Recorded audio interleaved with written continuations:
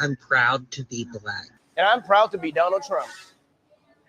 You know, I've been to China. Tremendous place, really. And let me tell you, folks, there is a way to spot a bad LED sign. It's so simple. Even Sleepy Joe could do it. If the light burns out fast, cheap LEDs. If the warranty is less than a year, not good. Not good at all. Now, if you're smart, and I know my people, you're very smart, you will want to go straight to the source. That's LC sign. They've got CEUL row certifications, very official, very strong. A 3 to 5 year warranty, no tricks, no games. Just tremendous value. So don't wait. Check the bio, find our WhatsApp number and email, and make your move. Believe me, you'll love it. It's going to be huge. I'm proud to be black. You can do better than that. Good evening, everybody. Welcome to an early edition of the following program, where tonight we are going to be live in person, not in person, live on video, live feed of Donald Trump, President 47's first address to a joint session of Congress.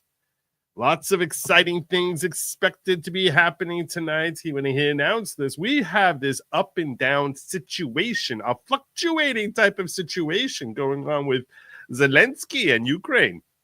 A very, very, very fluctuating situation. Yesterday, when we were talking about this, all the word on the street, and by the street I mean, you know,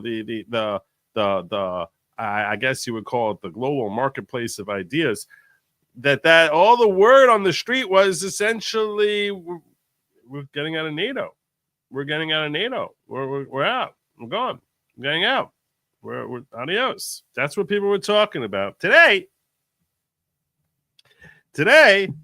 all of a sudden, we start seeing reports that maybe we're getting more back involved in the whole Ukraine thing after all. Actually, wasn't very excited when I saw this. A lot of people on the right were excited when they saw it. I'm not very excited by this report. This report's from Benny Johnson. Breaking: President Trump to announce U.S.-Ukraine minerals deal during his address to Congress tonight. The renewal of the American dream. A lot of people very excited by this. A lot of people very excited by this prospect that, oh my gosh, we're getting back in. We're coming back. We got a deal. It's coming. Huzzah. That's how a lot of people felt about this. I personally am not very excited by it. And it may not actually be happening, apparently, because then you got this report here, Newsweek, saying White House pushes back on possible U.S.-Ukraine mineral deal signing. This is just, 3 hours ago. So the White House is pushing back after a Reuters report on Tuesday that President Donald Trump's administration Ukraine intend to sign the highly scrutinized minerals deal. Fox News' Jackie Heinrich, the network's senior White House correspondent, reported on X, formerly Twitter, that U.S. Treasury Secretary Scott Bessent told Fox News there's no signing planned. Also on Tuesday, multiple sources told CBS News that a deal is not finalized. The network also reported that Trump is now holding out for it's going to be a bigger deal, a more beautiful deal. It's going to be a big, beautiful deal. It's going to be tremendous. Reuters reported that it spoke to 4 sources familiar with the matter. So is he going to announce a deal tonight? Oh, nobody knows. Nobody knows what's going to happen tonight. Trump just told us it's going to be something big. I do think that the situation is very, very fluid. A lot of people, like I said on the right, were very excited by this. DC Drano, a popular right-wing figure with 2.1 million followers, and one of the people who you might have seen pictured getting the declassified Epstein files and those pictures that went around, says the art of the deal. Zelensky has conceded to every one of Trump's demands. Sometimes you have to walk away from the table to show that you're serious, and that's what Trump did, and it worked. Now, this is what Vladimir Zelensky put out. I would like to reiterate Ukraine's commitment to peace. Ukraine's commitment to peace. None of us wants an endless war. I think you do. I don't believe you. I think you do want an endless war. I think an endless war is great for you personally. Ukraine is ready to come to negotiating table as soon as possible to bring lasting peace closer. Nobody wants peace more than Ukrainians. My team and I stand ready to work under President Trump's strong leadership to get a peace that lasts. We are ready to work fast to end the war, and the first stages could be the release of prisoners and truce in the sky, ban on missiles, long-range drones, bombs on energy and other civilian infrastructure, and truce in the sea immediately if Russia will do same. All right, look, that's start. That's how you get started, you know. Then we want to move very fast through all next stages and to work with U.S. to agree to strong final deal. We do really value how much America has done to help Ukraine maintain its sovereignty and independence. And we remember the moments when things changed, when President Trump provided Ukraine with javelins. You see, this is his way of tipping his cap specifically to Trump. That's why he's throwing this in here, because Trump made a big deal. I gave you javelins, Obama gave you sheets. We are grateful for this. Yeah, this is now, you see, this is he's trying to like show, no, I learned lesson. Our meeting in Washington at the White House on Friday did not go the way it was supposed to be. It is regrettable that it happened this way. It is time to make things right. We would like future cooperation and communication to be constructive regarding the agreement on minerals and security. Ukraine is ready to sign it anytime and in any convenient format. We see this agreement as a step toward greater security and solid security guarantees. See, always with the security guarantees. Always with the security guarantees. And I truly hope it will work effectively. You see the words, I'm sorry, I effed up. You see that anywhere? No. No, you don't see that. You don't see that. You don't see that anywhere here. No. All he did was basically he paid a little tip of the cap to Trump over here in the middle and said, oh, we are grateful. We're grateful. He's not grateful for anything. He's always asking for more. He's always asking for more. The word that we call for Jews like this is schnorrer. That's the word, if you want to know. The word for Jews like this is schnorrer, if you want to know. Good luck trying to say it properly. Good luck. Good luck. But yeah, so there you go. We should start getting ready for it. Where do you guys want me to watch this thing? Where do you want me to watch this? The Knights Templar come to the tunnels last night. They want to store the Ark of the Covenant. Just wanted to check with the leader. No, Ark of the Covenant. No, I'm not having that. We're not having that anywhere near this whole thing. Denise says, that's the art of the deal. If you read his book, you understand he'll offer a good deal at the beginning. The more you hold out, the lower the deal gets for you. Freaking amazing. Well, also what he does is he makes insane demands. He makes insane demands, and then when he makes insane demands, everyone's like, all right, let me give him something. And that way they come offering. Security guarantees equals just like I'm in NATO. Exactly. We're not any closer. Nothing he wrote there indicates we're any closer than they were on Friday. Not even a tiny little, just the volume got turned down a little bit. The dude couldn't even apologize. And part of the reason is because all the EU leaders are like, oh, yeah, we stand with Ukraine. You're standing with Zelensky. That's what it is. Basically he's like another Taylor Swift or something. I don't know what the hell's with this guy. Let me see where we're going to watch this thing. I haven't decided yet where I want to watch this thing.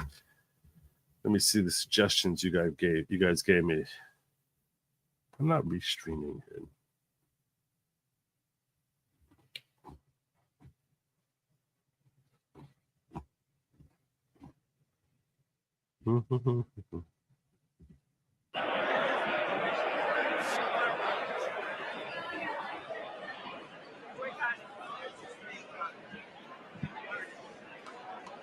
Look at that. Mike Johnson and J.D. Vance.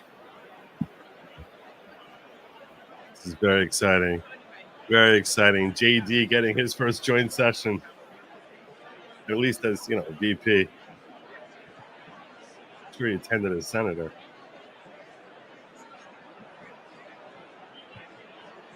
I think that it is very cool. It really is very cool.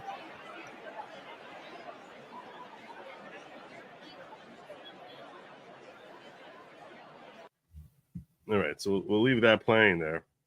How do I make that like a little? Do I have something to make that a little smaller? No, that's the smallest it gets. Oh wait, this one. That's a little better. Oh, I feel so big. Hey, there's MTG. Look at that, MTG. Marjorie Taylor Greene.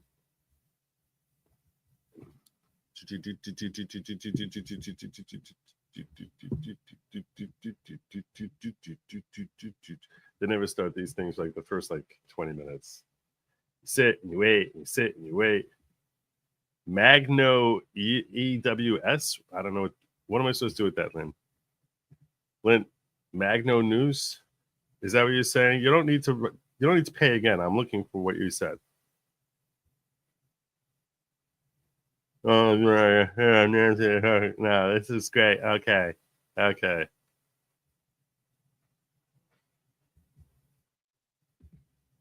Is that what you're saying, Magno News? I never even heard of Magno News before. What does that say? 14th Amendment? Oh, what a loser. 9-0 you lost. She's bringing the 14th Amendment. Or is she bringing that up for birthright citizenship? I'm not even sure. Oh, look at that. There's Melania.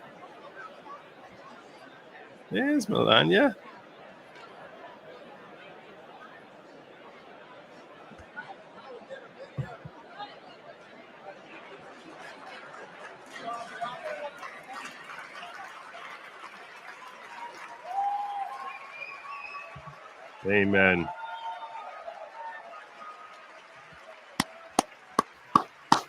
Don't worry. When he comes out, I'm going to make myself much smaller and him bigger.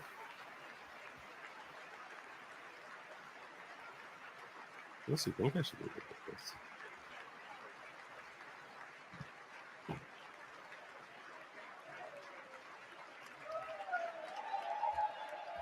Oh, last time it was under my chair here. Is that Matt Walsh?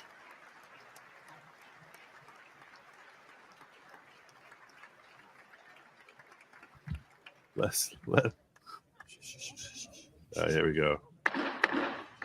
Mr. Speaker, the President's Cabinet. Here comes the cabinet. Here they come. I'm making a little bigger for y'all. It's really bad. I'm lost with it. Marco Rubio, Secretary of State. Pete Hegseth, Bessent, Pam Bondi. Pam Bondi isn't part of the cabinet. That's not part of the Todd Burgum. Secretary, can't wait to connect with you. You have so much fun. Yes.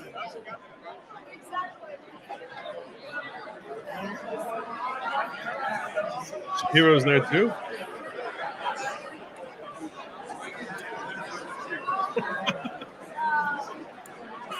It's a tough. It's not. It's easy call. There's our guy RFK. KJ. Head of Health and Human Services. Next to the losers, Adam Schiff in the background. Oh my God.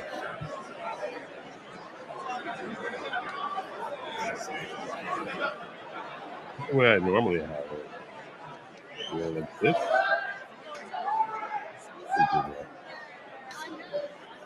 I can do that. I like that. Yeah.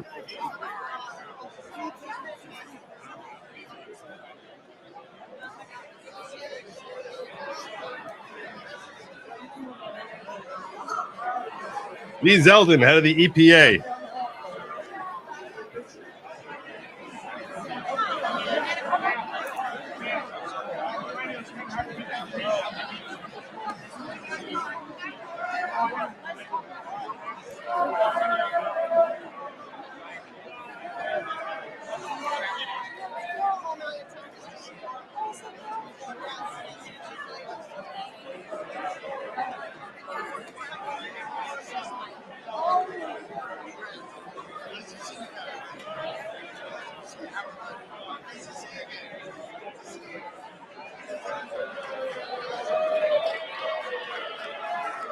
Elon is supposed to be there. That was kissing Martin. You think this sound is bad?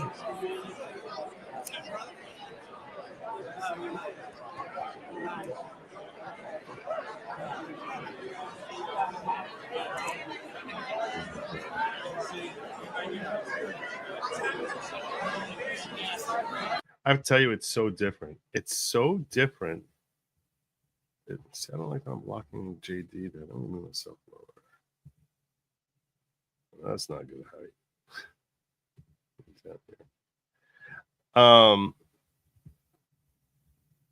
It's so different, the feeling when you're watching this. Normally when you're watching something like this, like when at the last 4 years, every time I'd be sitting there in my stomach, my kishkas would be turning. I'd be like, ah, God, I can't stand this. Seeing all these sick, terrible people in positions of power, whether it was Nancy Pelosi or Kamala, just even when they're milling around, I would get sick to my stomach. Now it's like I can't wait. I can't wait. This is so, it's like such a different feeling. As we're waiting for Trump to be called out, when he gets called out, it usually takes like 5-8 minutes for him to make his way down there because he'll be busy shaking all sorts of hands. I got to tell you, by the way, one of the things I want to talk with you all tonight about that I'm not crazy about the Republicans are doing is they made an announcement that they're not going to be holding town hall meetings because they say that there have been hired actors who've been coming in there to protest and to scream and to shout everything down. So they've canceled all their town hall meetings, which the left has pounced on as an opportunity to say, oh, they're afraid to face their constituents. We don't need to pay people. These are real people who are there, which doesn't make any sense at all that they're real people. Like all of a sudden, everyone is sitting there saying they love what DOGE is doing, but when the only people who manage to get into a town hall are people who are furious, which is just impossible. But I'll tell you this, I don't like the idea of them canceling town halls. It seems like such a cowardly loser type of approach. Like, oh, they have these paid protesters, so now, what are we going to do? Hey, there's Tulsi. Chick Roy. Aaron Donalds. A veritable who's who in D.C.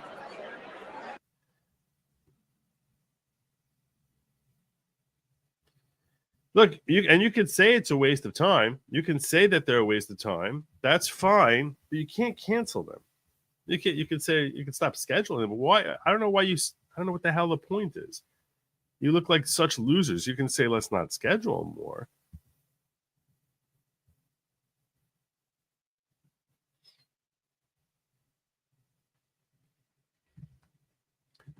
Screen the town hall people for a zip code. Could do that.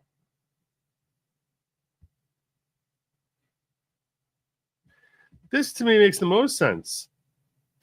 What Denise is saying here makes the most sense to me. It's like, you know what? You just have 10 people there, people talking out of turn. You throw them out. It's very simple. People talking out of turn. You just got to keep a lid on them. That's all. I didn't see Sean Ryan. Maybe he's there. I don't know. The C-SPAN feed is better. You can check that out. C-SPAN.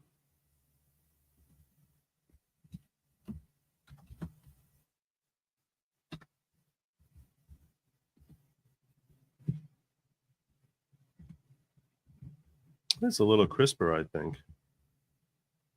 It is a little crisper. Let's. I mean, it is going to be incumbent upon the president to have the American people understand why he's putting in place these tariffs. that in a lot of ways have a negative connotation, even amongst people within his own party. They're not necessarily I do think he one of needs to those explain quote the unquote tariffs. conservative values. It's something that even as lawmakers publicly say we are okay with giving Trump the latitude on tariffs, I think he certainly needs to explain privately the they're tariffs. concerned about them. They don't like them.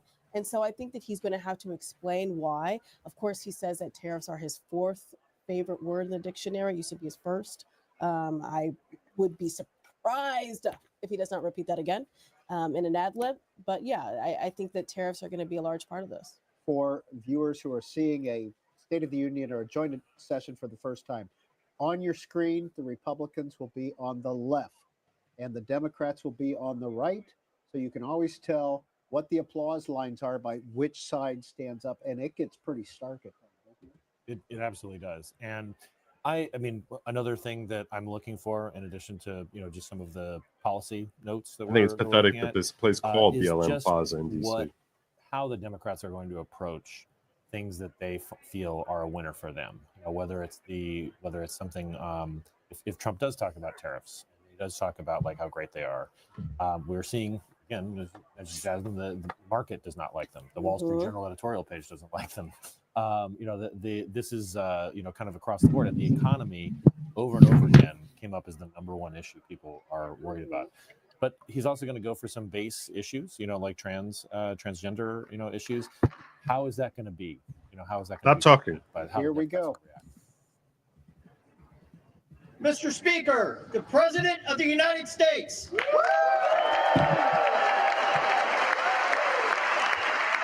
That's our boy. That's our boy. Bro.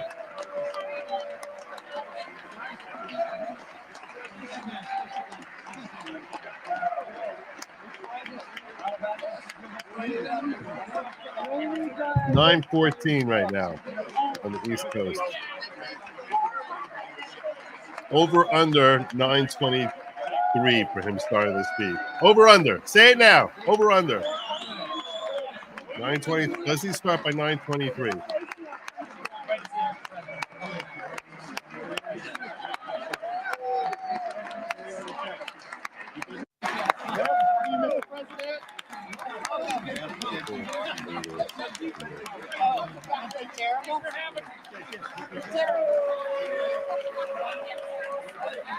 Yeah, I don't know why they're not playing House with Chief.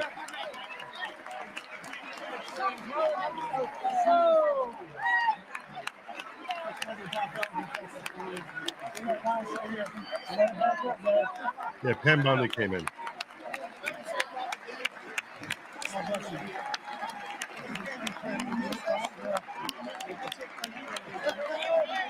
This could have been Kamala.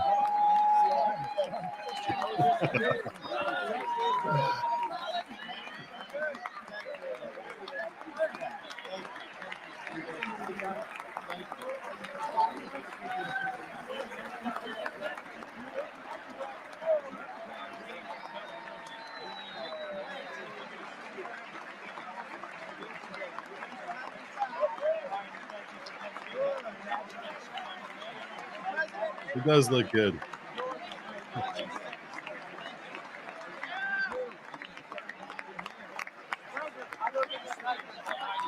Goose Tree says, my prediction, Dems will embarrass themselves tonight. That's not going out on a very far limb.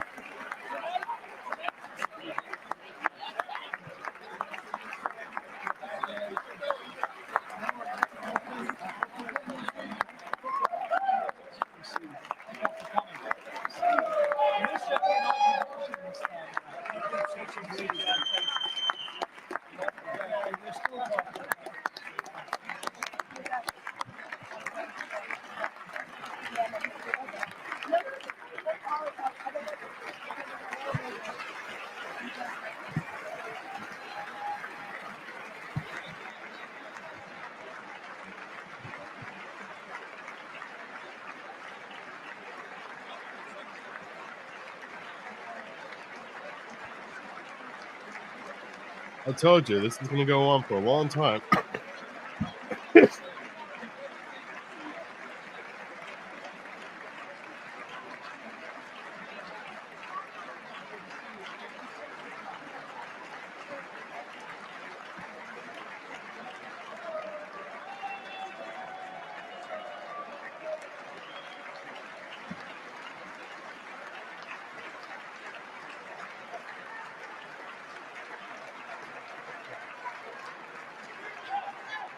That would be cool.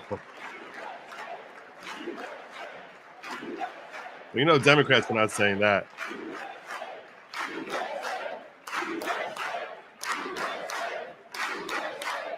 He's working his way pretty quickly. Good.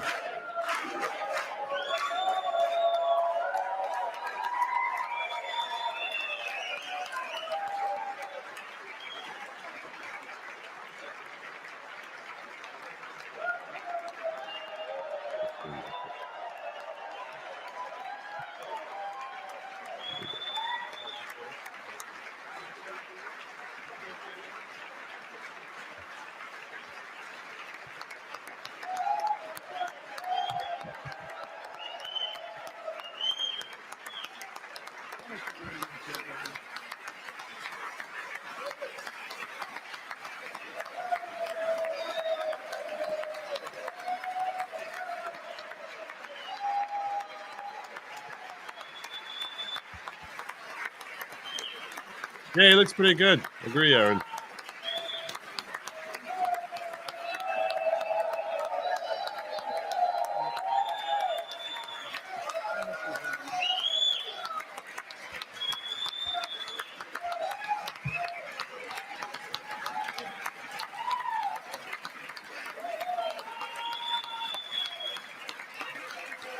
It's an ace. Thank you. That's not starting. That doesn't count. Yeah, there's Ben Shapiro, Matt Wall. Thank you very much. Thank you very much. Oh, wow. Look at that. Before It's a even great honor. Thank you very much. Speaker Johnson, Vice President Vance, the First Lady of the United States.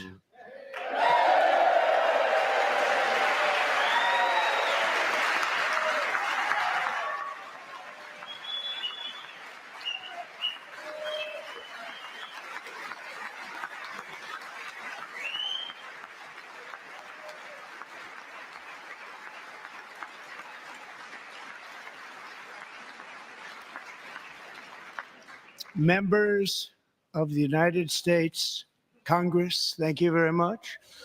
And to my fellow citizens, America is back. There you go.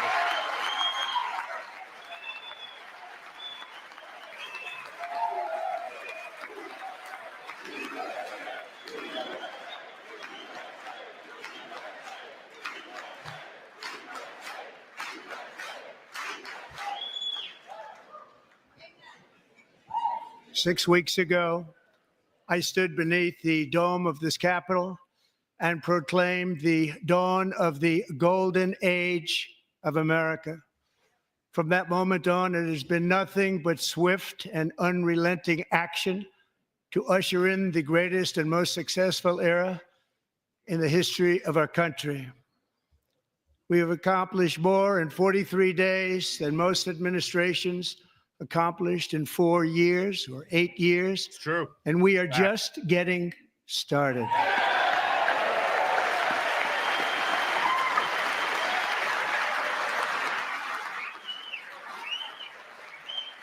Where's Elon?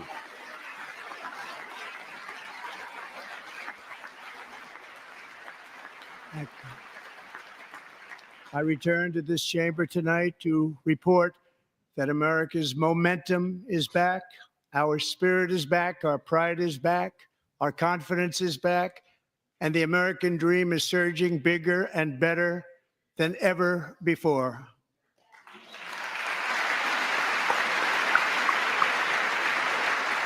The American dream is unstoppable, and our country is on the verge of a comeback, the likes of which the world has never witnessed and perhaps will never witness again.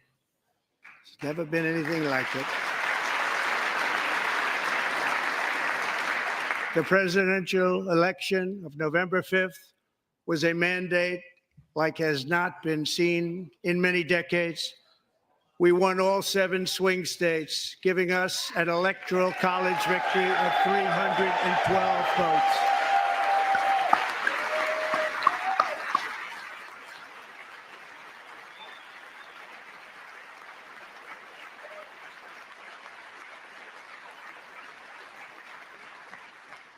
We won the popular vote by big numbers and won counties in our country.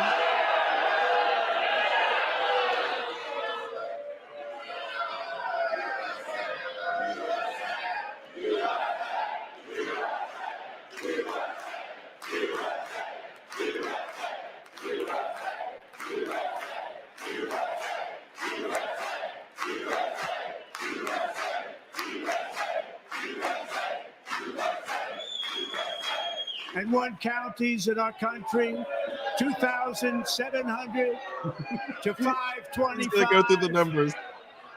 On a map that reads almost completely red for Republican. To the Democrat. Now, for the first time in modern history, more Americans believe that our country is headed in the right direction than the wrong direction. In fact, it's an astonishing record, 27-point swing, the most ever.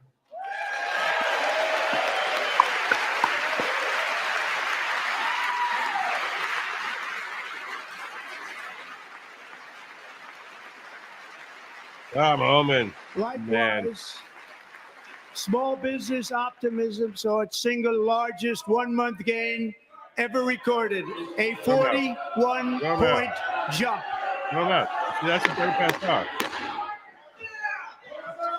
Members are directed to uphold and maintain decorum in the House and to cease any further disruptions. That's your warning. Calm down. Calm down. Calm down. Members are engaging in willful and continuing breach of decorum, and the chair is prepared to direct the Sergeant-at-Arms to restore order to the joint session. There you go. Get rid of that. This is an Al Jackson or something. It's fine. It's fine. Kick him out. Kick him out. Kick him out. That's what I want to hear the Republicans chant to. Mr. Green, take your seat. Take your seat, sir. Take your seat. I'm important. Finding that members continue to engage in willful and concerted disruption of proper decorum, the chair now directs the Sergeant-at-Arms to restore order. Nice. Get him Remove out. this gentleman from the chamber.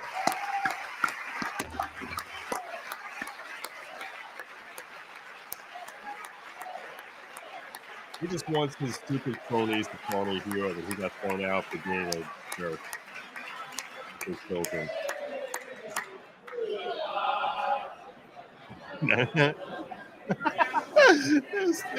Hey, goodbye. Oh, America's back. Yeah, get him out. Oh, muzzle on him. Get out of here. Members are directed to uphold and maintain decorum in the House. Mr. President, you continue. There you go. Over the past 6 weeks, I have signed nearly 100 executive orders and taken more than 400 executive actions, a record to restore common sense, safety, optimism, and wealth all across our wonderful land. Project 2025 is here to stay, me buddy. to do the job, and I'm doing it. You did, and you are. Remarkably so.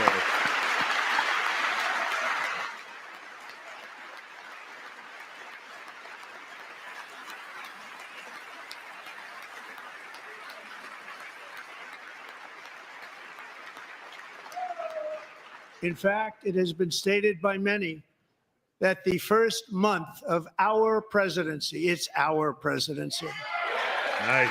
is the most successful in the history of our nation. By many. Why are Democrats not applauding? Aren't they happy for successful administration?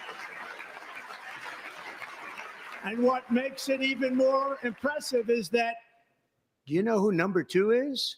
George Washington. How about that? How about that? I don't know about that list, but we'll take it.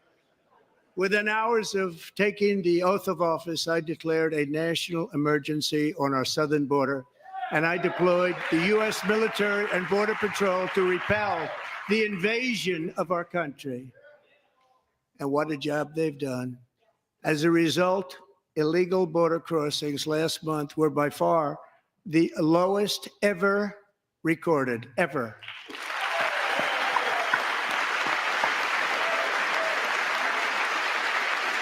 Yeah, fact check, you know, in 1811, it was actually lower border crossings. They heard my words and they chose not to come. Much easier that way. In comparison, under Joe Biden, the worst president in American history, there were hundreds of thousands of illegal crossings a month. And virtually all of them, including murderers, drug dealers, gang members, and people from mental institutions and insane asylums, were released into our country. Who would want to do that? This is my fifth such speech to Congress. And once again, I look at the Democrats in front of me, and I realize there is absolutely nothing I can say to make them happy, or to make them stand or smile or applaud. Nothing I can do. I could find a cure to the most devastating disease, a disease that would wipe out entire nations, or announce the answers to the greatest economy in history, or the stoppage of crime to the lowest levels ever recorded. And these people sitting right here will not clap, will not stand, and certainly will not cheer for these astronomical achievements. They won't do it, no matter what. Five times I've been up here. It's very sad, and it just shouldn't be this way. I love that he's calling him out. I love that he's calling him out. Do it. Call him out. Call him out by name. Do it by name. Just work your way through the list. Just work your way. So Democrats sitting before me, for just this one night, why not join us in celebrating so many incredible wins for America? For the good of our nation, let's work together and let's truly make America great again.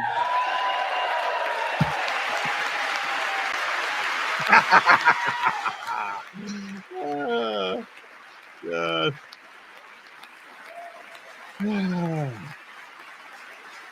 Nancy, looks like she's having Every a day, my stroke. administration is fighting to deliver the change America needs to bring a future that America deserves, and we're doing it.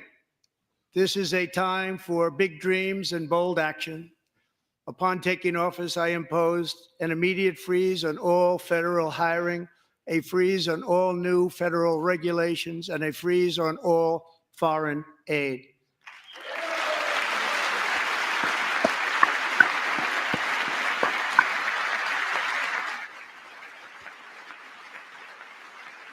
I terminated the ridiculous Green New Scam. I withdrew from the unfair Paris Climate Accord, which was costing us trillions of dollars that other countries were not paying. I withdrew from the corrupt World Health Organization.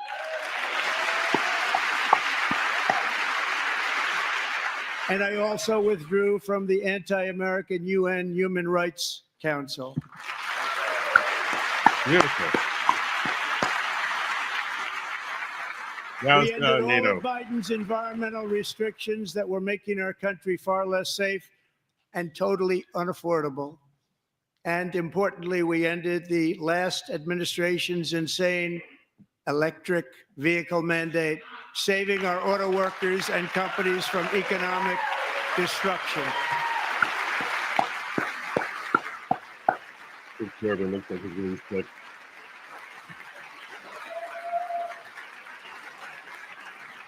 To unshackle our economy, I have directed that for every one new regulation, 10 old regulations must be eliminated, just like I did in my very successful first term.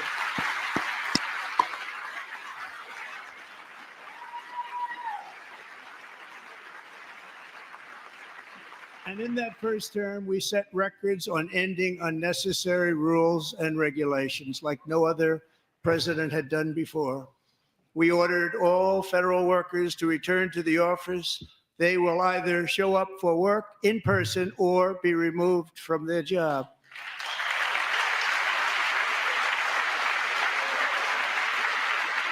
Make them work. Show up. And we've ended weaponized government where, as an example, a sitting president is allowed to viciously prosecute his political opponent, like me. How did that work out? Not too good. Not too good.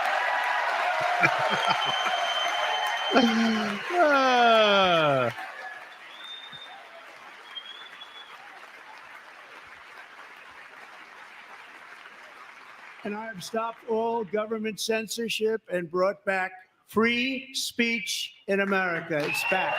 Thank you for that.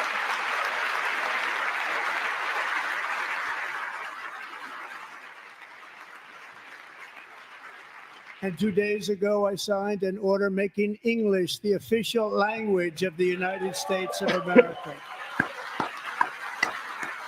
That had to be done. The reason America worked is because we were melting I pot. renamed the Gulf of Mexico the Gulf of America.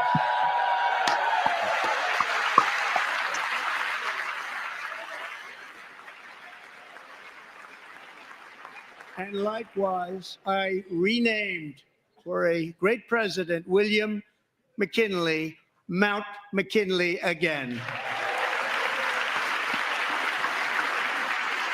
Beautiful Alaska. We love Alaska. We've ended the tyranny of so-called diversity, equity, and inclusion policies all across the entire federal government and indeed the private sector and our military. And our country will be woke no longer. Yes, just listen off the wind. Listen off the wind. We believe that whether you are a doctor, an accountant, a lawyer, or an air traffic controller, you should be hired and promoted based on skill and competence, not race or gender. Very important.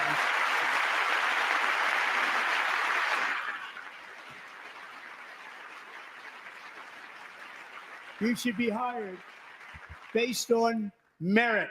And the Supreme Court, in a brave and very powerful decision, has allowed us to do so. Thank you. Thank you very much. Thank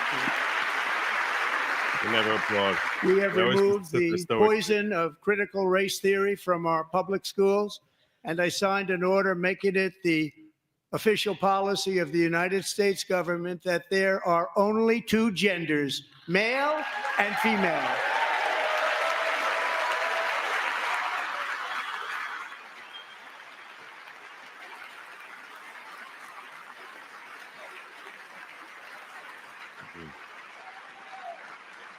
I also signed an executive order to ban men from playing in women's sports.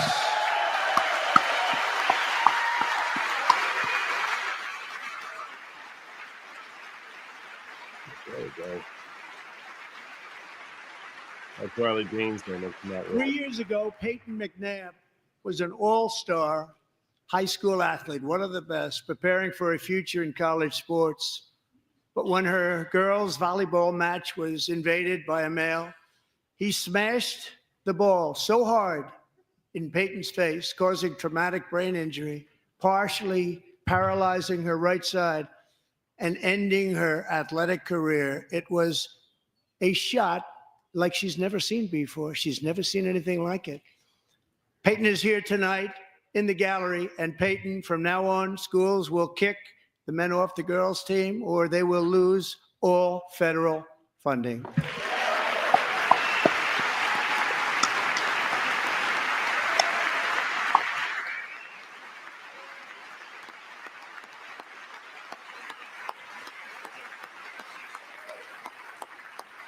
It's a big deal for Riley Gaines there. In case you're unaware, she basically she's been the biggest advocate for getting trans women out of female sports. And if you really want to see numbers, Just take a look at what happened in the women's boxing, weightlifting, track and field, swimming, or cycling, where a male recently finished a long-distance race 5 hours and 14 minutes ahead of a woman for a new record by 5 hours. Broke the record by 5 hours. It's demeaning for women, and it's very bad for our country. We're not going to put up with it any longer. 5 hours. Oh,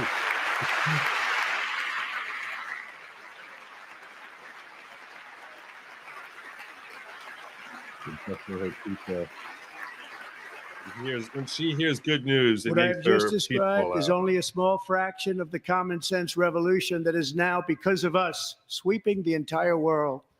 Common sense has become a common theme, and we will never go back. Never. Never going to let that happen. Among my very highest priorities is to rescue our economy and get dramatic and immediate relief to working families. As you know, we inherited from the last administration an economic catastrophe and an inflation nightmare. Their policies drove up energy prices, pushed up grocery costs, and drove the necessities of life out of reach for millions and millions of Americans. They've never had anything like it. We suffered the worst inflation in 48 years, but perhaps even in the history of our country. They're not sure. As president, I'm fighting every day to reverse this damage and make America affordable again.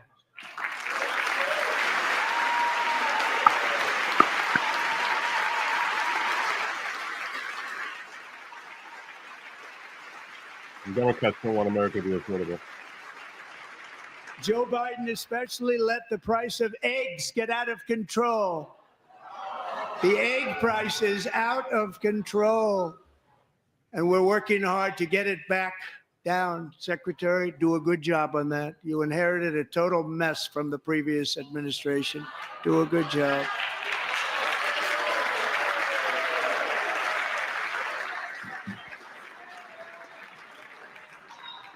A major focus of our fight to defeat inflation is rapidly reducing the cost of energy. The previous administration cut the number of new oil and gas leases by 95%, slowed pipeline construction to a halt, and closed more than 100 power plants. We are opening up many of those power plants right now.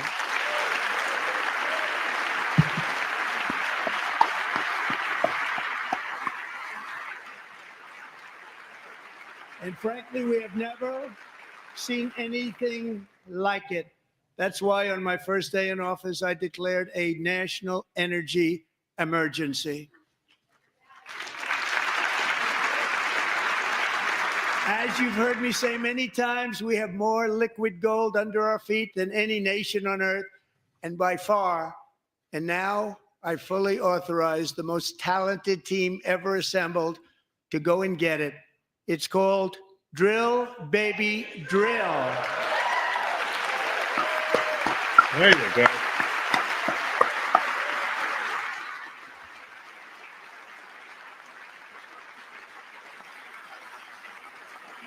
My administration is also working on a gigantic natural gas pipeline in Alaska, among the largest in the world, where Japan, South Korea, and other nations want to be our partner with investments of trillions of dollars each. There's never been anything like that one.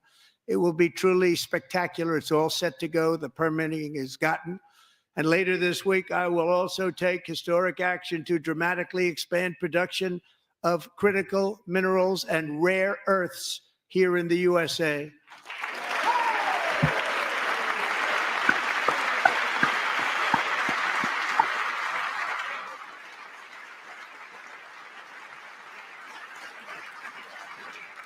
To further combat inflation, we will not only be reducing the cost of energy, but will be ending the flagrant waste of taxpayer dollars. Thank you, DOGE part. Hand the camera over to Elon. And to that end, I have created the brand new Department of Government Efficiency, DOGE. Perhaps you've heard Good of call, it. Bohica. Perhaps. I told you. There's Elon.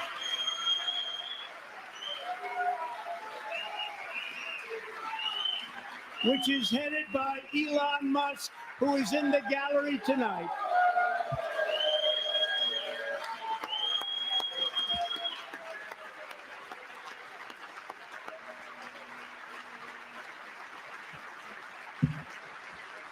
Just click on her phone. Like tweeting out there. Thank you, Elon. He's working very hard. He didn't need this. He didn't need this. Thank you very much. We appreciate it. Everybody here, even this side, appreciates it, I believe.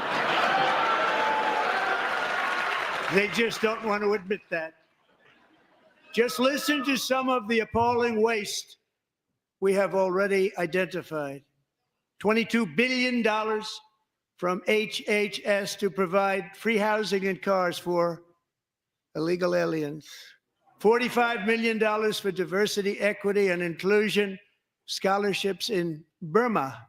$40 million to improve the social and economic inclusion of sedentary migrants. Nobody knows what that is. $8 million to promote LGBTQI+ in the African nation of Lesotho, which nobody has ever heard of. $60 million for indigenous peoples and Afro-Colombian empowerment in Central America. $60 million. $8 million for making mice transgender. This is real. $32 million for a left-wing propaganda operation in Moldova.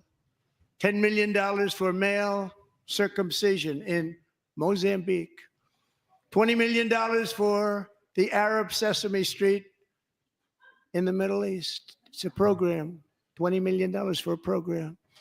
$1.9 billion to recently created Decarbonization of Homes Committee, headed up, and we know she's involved. Just at the last moment, the money was passed over by a woman named Stacey Abrams. Have you ever heard of her? Unbelievable. A $3.5 million consulting contract for lavish fish monitoring.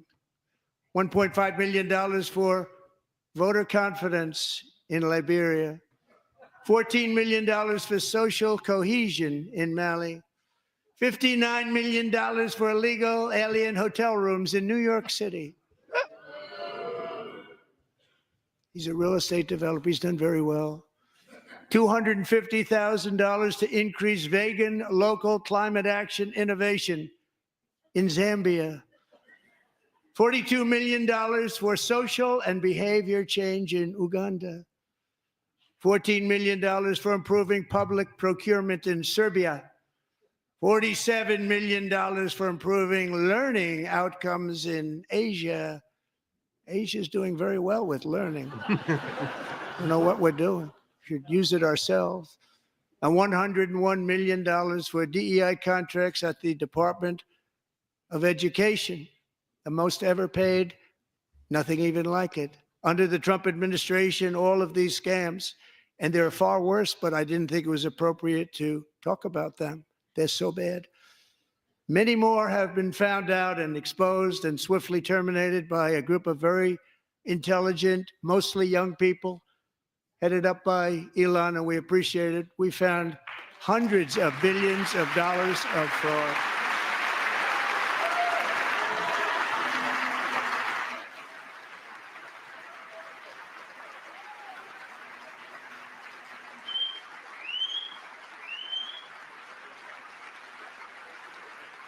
And we've taken back the money and reduced our debt to fight inflation and other things.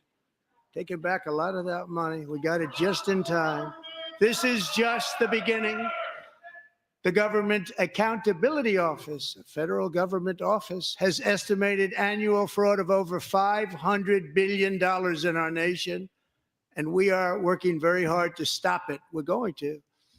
We're also identifying shocking levels of incompetence and probable fraud in the Social Security program for our seniors, and that our seniors and people that we love rely on.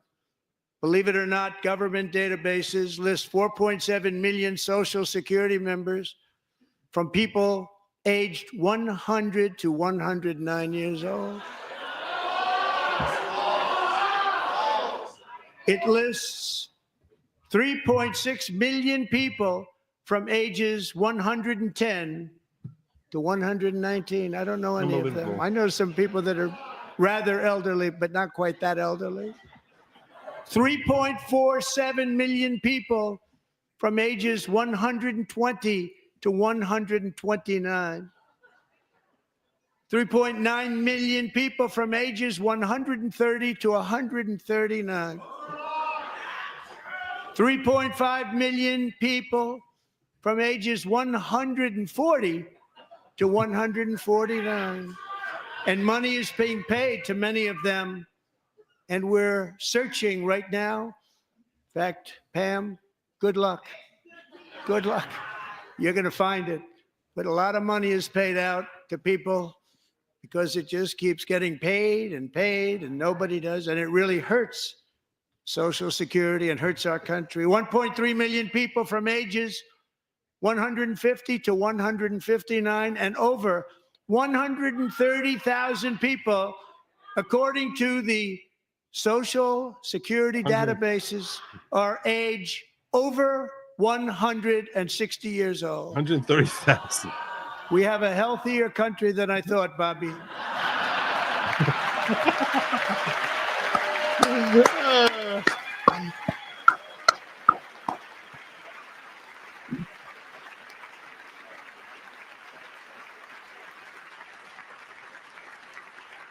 Including, to finish, 1,039 people between the ages of 220 and 229, one person between the age of 240 and 249, and one person is listed at 360 years of age. More than 100 years, more than 100 years older than our country. But we're going to find out where that money's going. And it's not going to be pretty. By slashing all of the fraud, waste, and theft we can find, we will defeat inflation, bring down mortgage rates, lower car payments and grocery prices, protect our seniors, and put more money in the pockets of American families.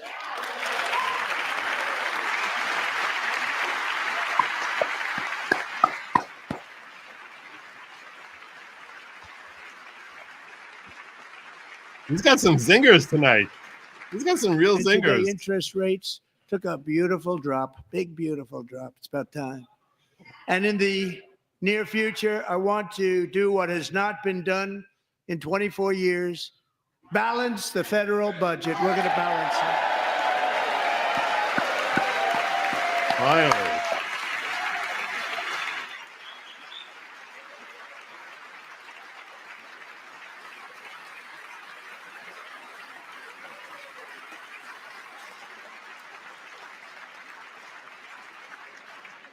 With that goal in mind, we have developed in great detail what we are calling the Gold Card, which goes on sale very, very soon.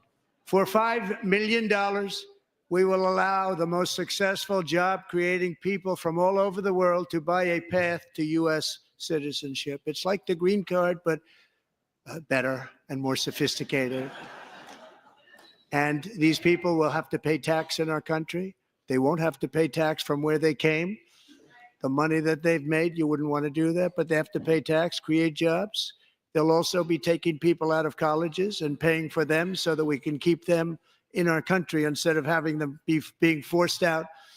Number one, at the top school, as an example, being forced out and not being allowed to stay and create tremendous numbers of jobs and great success for a company out there. So while we take out the criminals, killers, traffickers, and child predators who are allowed to enter our country under the open border policy of these people, the Democrats, the Biden administration, the open border insane policies that you've allowed to destroy our country, we will now bring in brilliant, hardworking, job-creating people. They're going to pay a lot of money, and we're going to reduce our debt with that money.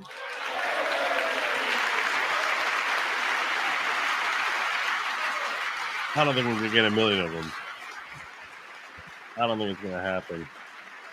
Americans have given us a mandate for bold and profound change. For nearly 100 years, the federal bureaucracy has grown until it has crushed our freedoms, ballooned our deficits, and held back America's potential in every possible way. The nation founded by pioneers and risk takers now drowns under millions and millions of pages of regulations and debt. Approvals that should take 10 days to get instead take 10 years, 15 years, and even 20 years before you're rejected. Meanwhile, we have hundreds of thousands of federal workers who have not been showing up to work. My administration will reclaim power from this unaccountable bureaucracy, and we will restore true democracy to America again. Really? Wow.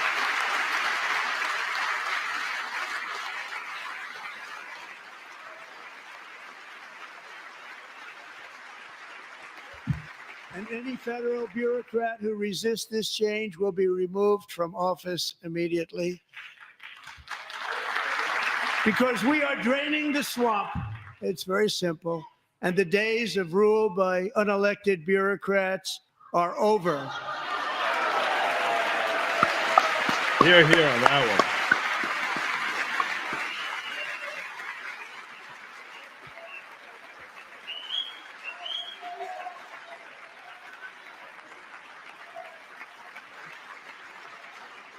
And the next phase of our plan to deliver the greatest economy in history is for this Congress to pass tax cuts for everybody. They're in there. They're waiting for you to vote. And I'm sure that the people on my right, I don't mean the Republican right, but my right here, I'm sure you're going to vote for those tax cuts, because otherwise I don't believe the people will ever vote you into office. So I'm doing you a big favor by telling you that. But I know this group is going to be voting for the tax.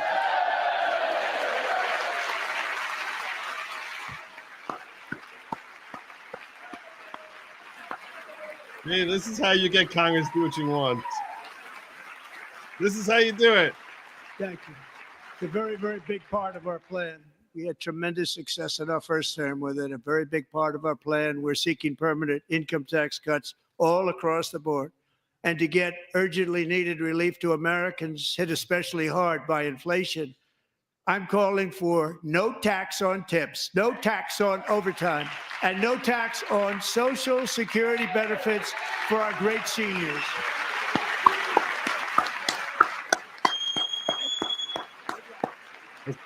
Democrats trying to figure out how to complain about no tax on Social Security.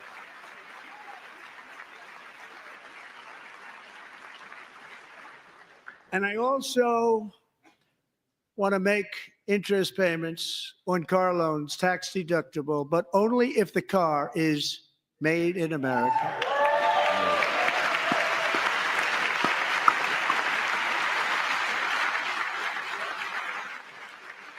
That's a really good idea.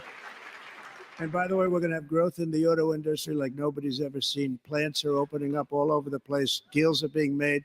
Never seen. That's a combination of the election win and tariffs. It's a beautiful word, isn't it? That, along with our other policies, will allow our auto industry to absolutely boom. It's going to boom. Spoke to the majors today, all three, the top people, and they're so excited. In fact, already numerous car companies have announced that they will be building massive automobile plants in America, with Honda just announcing a new plant in Indiana, one of the largest anywhere in the world.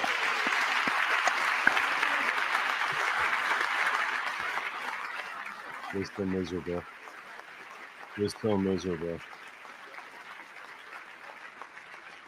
And this has taken place since our great victory on November 5th, a date which will hopefully go down as one of the most important in the history of our country.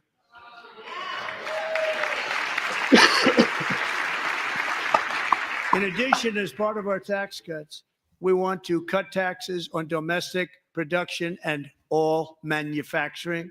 And just as we did before, we will provide 100% expensing It will be retroactive to January 20th, 2025.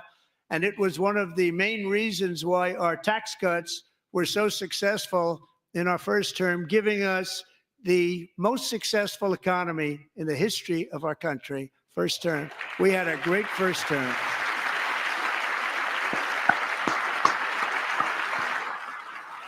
If you don't make your product in America, however, under the Trump administration, you will pay a tariff, and in some cases, a rather large one.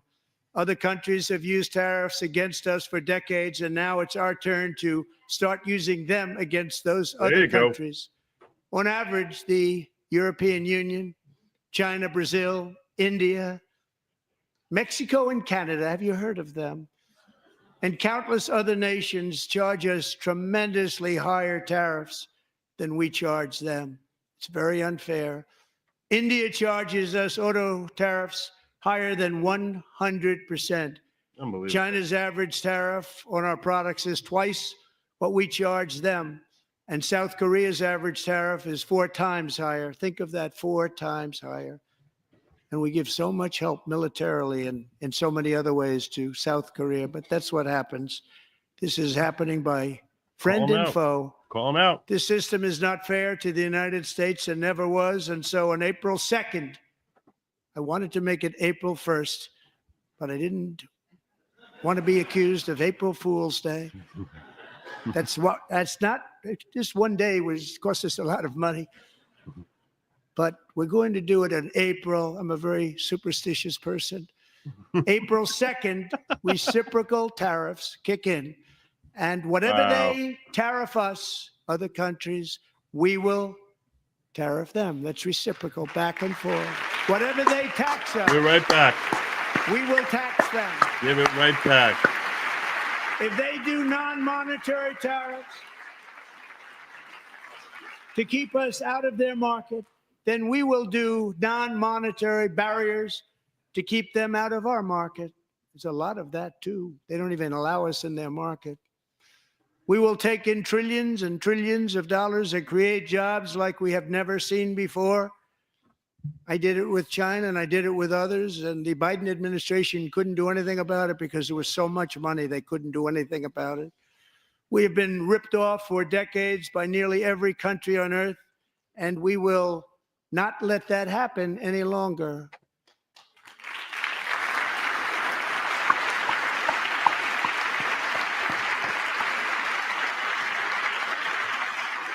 Much has been said over the last 3 months about Mexico and Canada. There we go. But we have very large deficits with both of them. But even more importantly, they've allowed fentanyl to come into our country at levels never seen before, killing hundreds of thousands of our citizens and many very young, beautiful people, destroying families. Nobody's ever seen anything like it. They are, in effect, receiving subsidies of hundreds of billions of dollars. We pay subsidies to Canada and to Mexico of hundreds of billions of dollars, and the United States will not be doing that any longer. We're not going to do it any longer.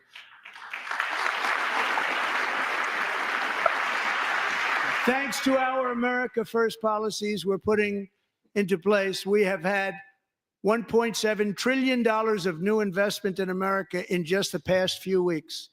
The combination of the election and our economic policies that people of SoftBank, one of the most brilliant anywhere in the world, announced a $200 billion investment. OpenAI and Oracle, Larry Ellison, announced $500 billion investment, which they wouldn't have done if Kamala had won. Apple announced $500 billion investment. Tim Cook called me. He said, I cannot spend it fast enough. It's going to be much higher than that, I believe. They'll be building their plants here instead of in China. And just yesterday, Taiwan Semiconductor, the biggest in the world, most powerful in the world, has a tremendous amount, 97% of the market, announced a $165 billion investment to build the most powerful chips on earth right here in the USA.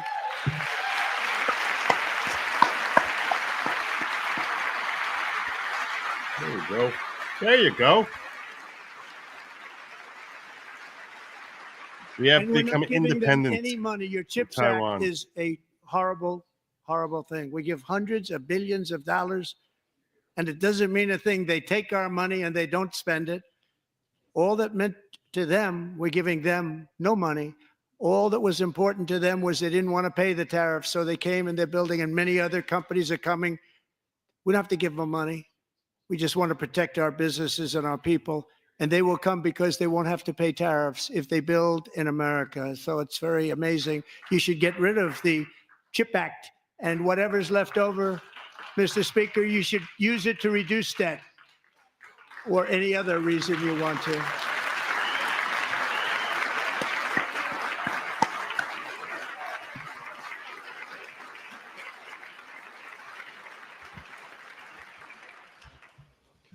Our new trade policy will also be great for the American farmer. I love the farmer. Who will now be selling into our home market, the USA, because nobody is going to be able to compete with you. Because those goods that come in from other countries and companies, they're really in a bad position in so many different ways. They're uninspected. They may be very dirty and disgusting, and they come in and they pour in and they hurt our American farmers. The tariffs will go on agricultural product coming into America, and our farmers, starting on April 2nd, it may be a little bit of an adjustment period. We had that before when I made the deal with China, $50 billion of purchases, and I said, just bear with me, and they did. They did. Probably have to bear with me again, and this will be even better. That was great. The problem with it was that Biden didn't enforce it. He didn't enforce it. $50 billion of purchases, and we were doing great, but Biden did not enforce it, and it hurt our farmers. But our farmers are going to have a field day right now. So to our farmers, have a lot of fun. I love you too. I love you too. It's all going to happen.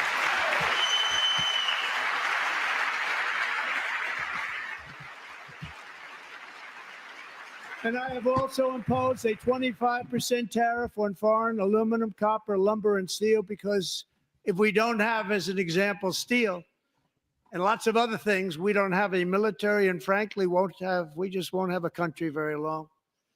Here today is a proud American steelworker, fantastic person from Decatur, Alabama, Jeff Denard.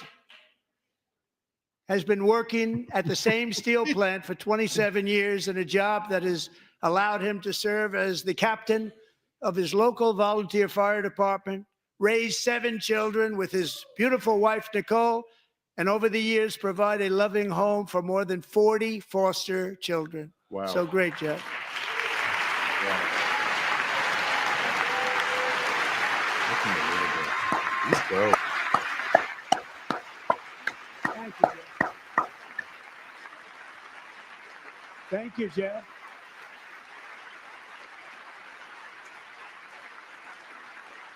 Stories like Jeff's remind us that tariffs are not just about protecting American jobs. They're about protecting the soul of our country. Tariffs are about making America rich again and making America great again, and it's happening, and it will happen rather quickly. There'll be a little disturbance, but we're okay with that. It won't be much. No, you're not. Oh. And look where Biden took us, very low, the lowest we've ever been. Jeff, I want to thank you very much. And I also want to recognize another person who has devoted herself to foster care community. She works so hard on it. A very loving person, our magnificent First Lady of the United States. Really like that.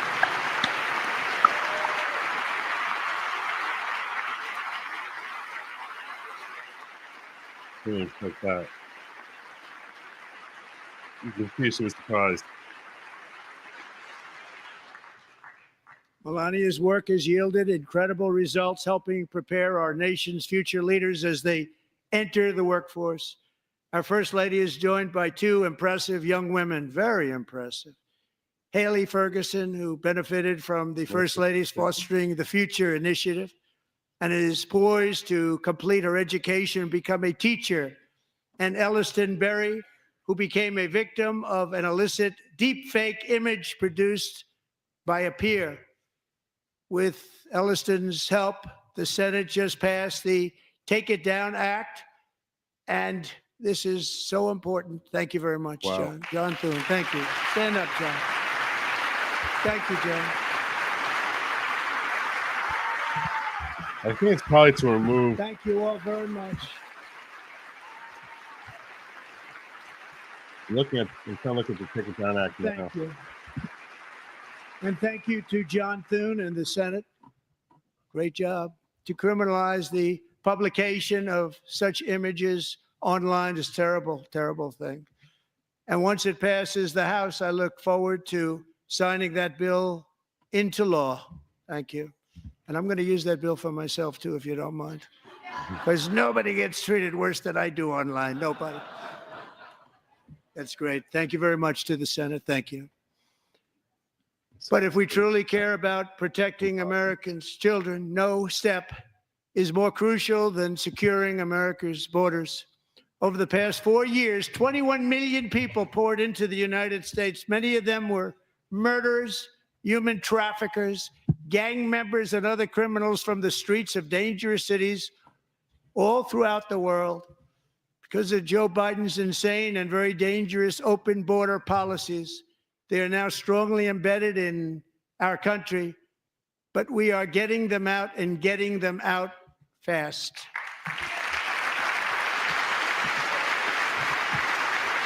In case you're wondering, the text of the Take It Down Act is not available online yet, at least the official text.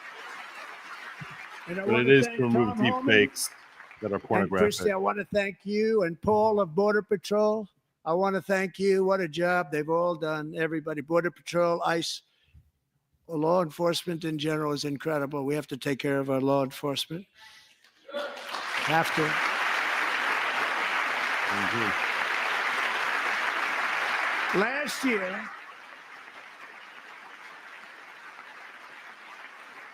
a brilliant 22-year-old nursing student named Laken Riley, the best in her class, admired by everybody, went out for a jog on the campus of the University of Georgia. That morning, Laken was viciously attacked, assaulted, beaten, brutalized, and horrifically murdered. Laken was stolen from us by a savage illegal alien gang member who was arrested while trespassing across Biden's open southern border and then set loose into the United States under the heartless policies of that failed administration. It was indeed a failed administration. He had then been arrested and released in a Democrat-run sanctuary city, a disaster, before ending the life of this beautiful young angel. With us this evening are Laken's beloved mother, Allison, and her sister, Lauren.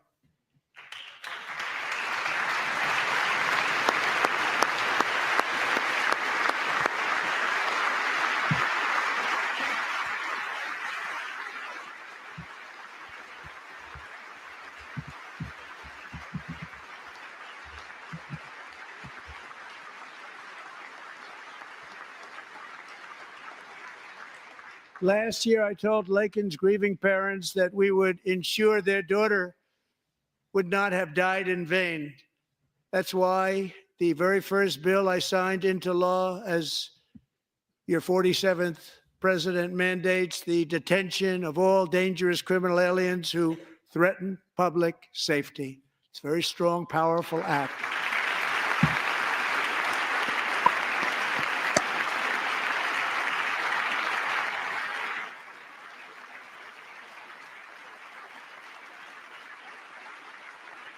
It's called the Laken-Riley Act. So Allison and Lauren, America will never, ever forget our beautiful Laken Hope Riley.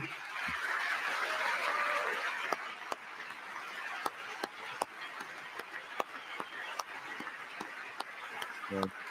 They all look so much alike. Laken, her sister, her mother. It's a terrible tragedy. Thank you very much. Since taking office, my administration has launched the most sweeping border and immigration crackdown in American history, and we quickly achieved the lowest numbers of illegal border crossers ever recorded. Thank you.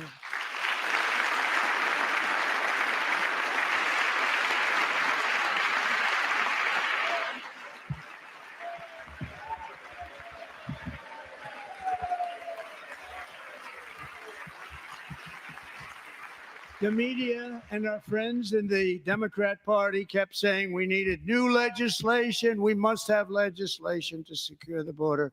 But it turned out that all we really needed was a new president. Now, well, it took. You can't vote for that.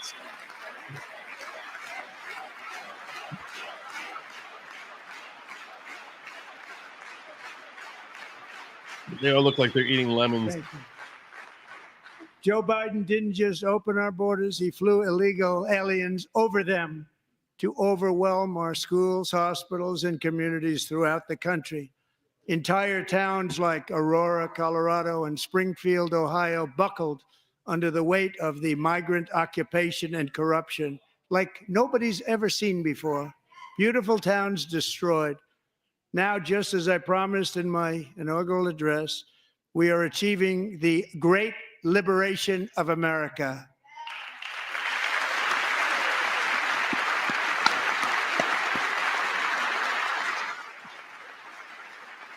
But there still is much work to be done. Here tonight is a woman I have gotten to know, Alexis Nungary from Houston.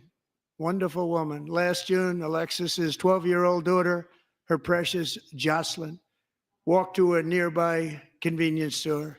She was kidnapped, tied up, assaulted for 2 hours under a bridge, and horrifically murdered. Arrested and charged with this heinous crime are 2 illegal alien monsters from Venezuela, released into America by the last administration through their ridiculous open border. The death of this beautiful 12-year-old girl and the agony of her mother and family touched our entire nation greatly. Alexis, I promised that we would always remember your daughter, your magnificent daughter, and earlier tonight, I signed an order keeping my word to you. One thing I have learned about Jocelyn is that she loved animals so much. She loved nature. Across Galveston Bay, from where Jocelyn lived in Houston, you will find a magnificent national wildlife refuge, a pristine, peaceful, 34,000-acre sanctuary for all of God's creatures on the edge of the Gulf of America. Alexis, moments ago, I formally renamed that refuge in loving memory of your beautiful daughter, Jocelyn. So, Mr. Vice President, if you would, may I have the order?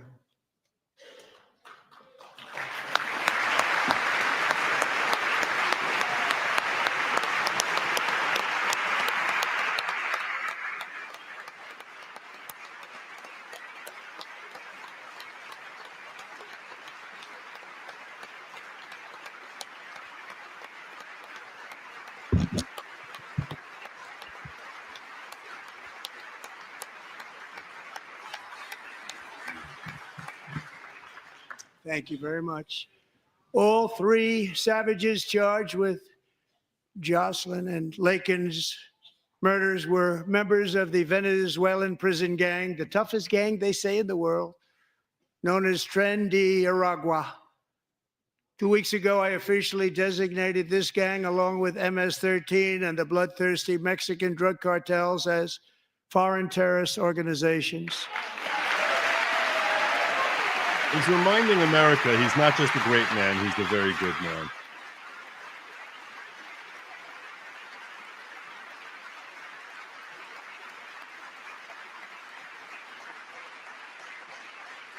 They are now officially in the same category as ISIS, and that's not good for them. Countless thousands of these terrorists were welcomed into the U.S. by the Biden administration.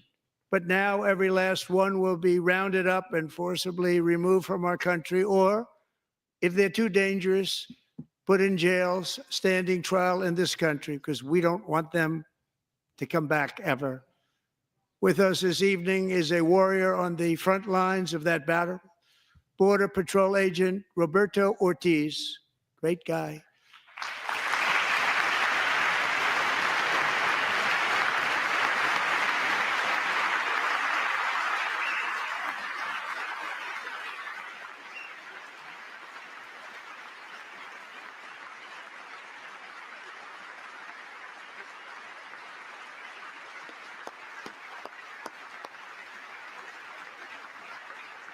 In January, Roberto and another agent were patrolling by the Rio Grande near an area known as Cartel Island. Doesn't sound too nice to me. When heavily armed gunmen started shooting at them, Roberto saw that his partner was totally exposed, at great danger, and he leapt into action, returning fire and providing crucial seconds for his fellow agent to seek safety, just barely. I have some of the prints of that event, and it was not good. Agent Ortiz, we salute you for your great courage and for your line of fire that you took and for the bravery that you showed. We honor you, and we will always honor you. Thank you, Roberto, very much.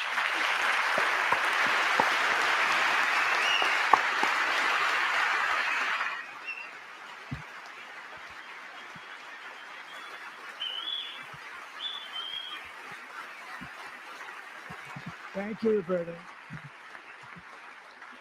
And I actually got to know him on my many calls to the border. He's a great gentleman. The territory to the immediate south of our border is now dominated entirely by criminal cartels that murder, rape, torture, and exercise total control. They have total control over a whole nation, posing a grave threat to our national security. The cartels are waging war on America, and it's time for America to wage war on the cartels, which we are doing. Go get them.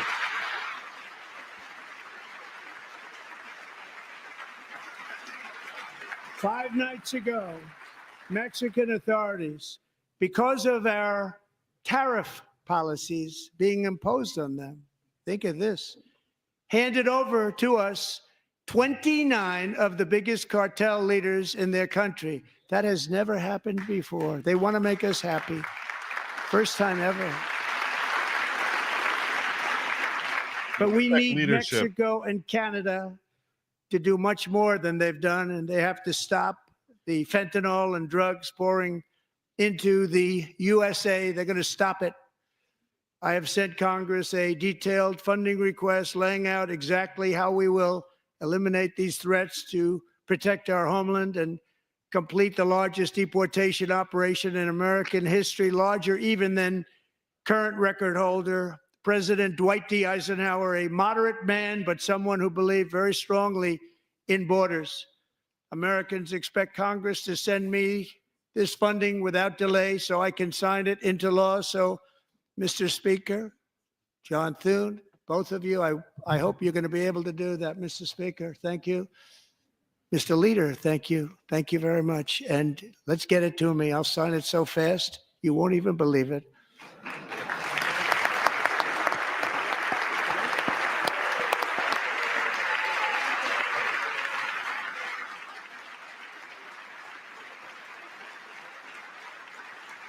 And as we reclaim our sovereignty, we must also bring back law and order to our cities and towns.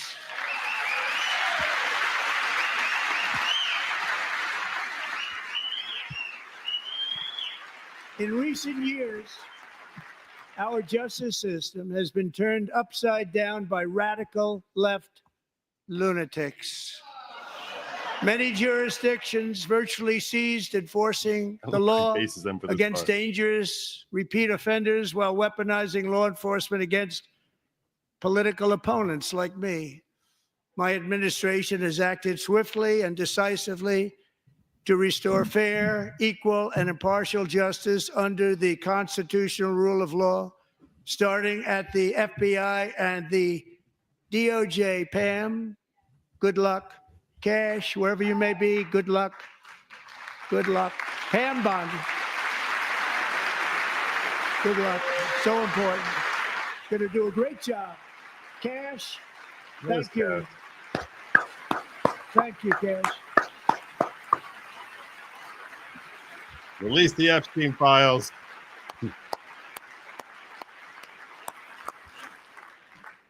They've already started very strong. They're going to do a fantastic job. You're going to be very proud of them. We're also once again giving our police officers the support, protection, and respect they so dearly deserve. They have to get it. They have such a hard, dangerous job, but we're going to make it less dangerous. The problem is the bad guys don't respect the law, but they're starting to respect it, and they soon will respect it. This also includes our great fire departments throughout the country. Our firemen and women are unbelievable people, and we'll never forget them. And besides that, they voted for me in record numbers, so I have no choice. I usually keep rolling afterwards. 1 year ago this month, 31-year-old New York police officer Jonathan Diller, unbelievably wonderful person and a great officer, was gunned down at a traffic stop on Long Island. I went to his funeral. The vicious criminal charged with his murder had 21 prior arrests, and they were rough arrests too. He was a real bad one. The thug in the seat next to him had 14 prior arrests and went by the name of Killer. He was Killer. He killed other people, they say, a lot of them. I attended Officer Diller's service, and when I met his wife and one-year-old son, Ryan, it was very inspirational, actually. His widow's name is Stephanie, and she is here tonight. Stephanie, thank you very much, Stephanie. Thank you very much.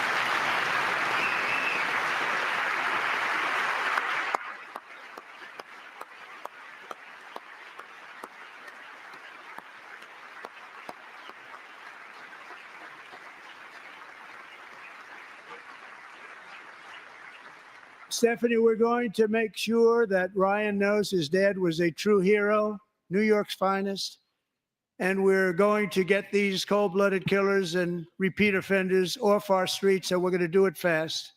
Got to stop it. They get out with 28 arrests. They push people into subway trains.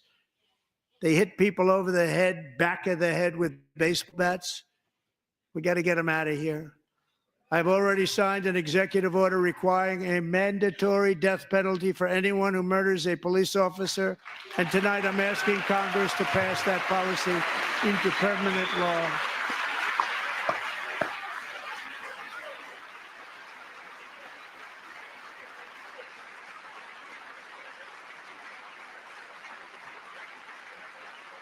I'm also asking for a new crime bill getting tough on repeat offenders while enhancing protections for America's police officers so they can do their jobs without fear of their lives being totally destroyed.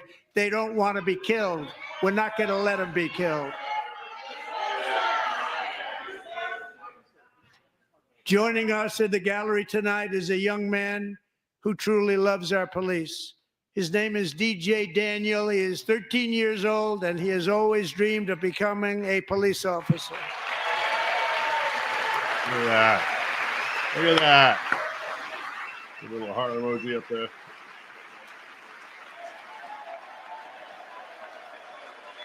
I think I must be strong, picking a 13-year-old. Not like he's 5.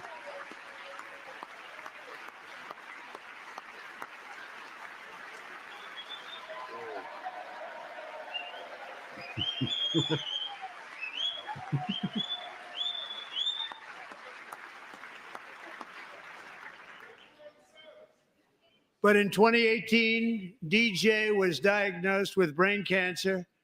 The doctors gave him 5 months at most to live. That was more than 6 years ago.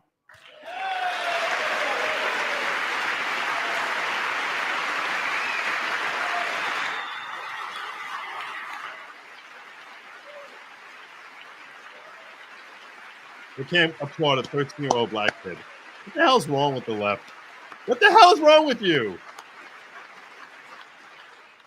Since that time, DJ and his It's like dad brain have been cancer. on a quest to make his dream come true, and DJ has been sworn in as an honorary law enforcement officer, actually a number of times. The police love him, the police departments love him. And tonight, DJ, we're going to do you the biggest honor of them all. I am asking our new Secret Service Director, Sean Curran, to officially make you an agent of the United States Secret Service. Wow.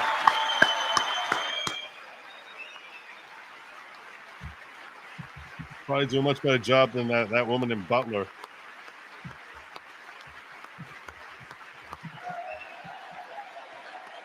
Look at that. Look at that. Oh my God, that's beautiful.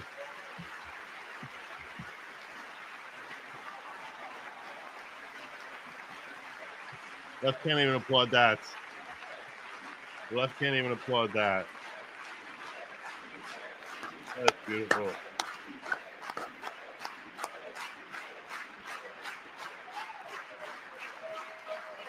Thank you, DJ. We're left sitting there silently like losers. DJ's doctors believe his cancer likely came from a chemical he was exposed to when he was younger. Since 1975, rates of child cancer have increased by more than 40%. Reversing this trend is one of the top priorities for our new presidential commission to make America healthy again, chaired by our new Secretary of Health and Human Services, Robert F. Kennedy, Jr. Guys, nice to work for show. I guess they don't have characters. They can't come in there. Otherwise, they won't be able to put everyone.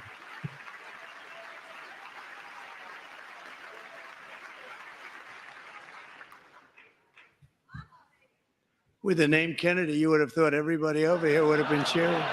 How quickly they forget. Our goal is to get toxins out of our environment, poisons out of our food supply, and keep our children healthy and strong.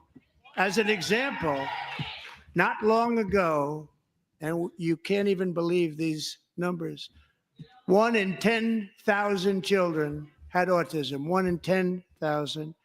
And now it's 1 in 36. There's something wrong. 1 in 36. Think of that. So we're going to find out what it is, and there's nobody better than Bobby and all of the people that are working with you. You have the best to figure out what is going on. Okay, Bobby, good luck. It's a very important job. Thank you.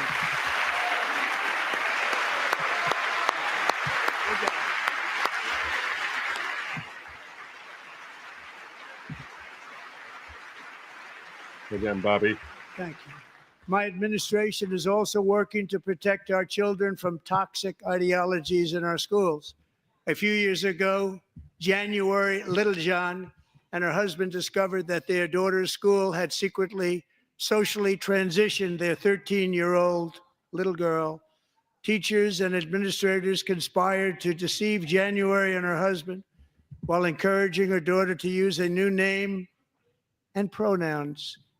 They, them pronoun, actually, all without telling January, gave him lab meat. who is here tonight and is now a courageous advocate against this form of child abuse. January, thank you. Thank you. Thank you very much.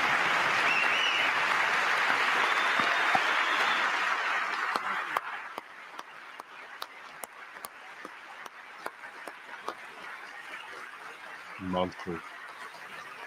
Thank you. Stories like this are why, shortly after taking office, I signed an executive order banning public schools from indoctrinating our children with transgender ideology.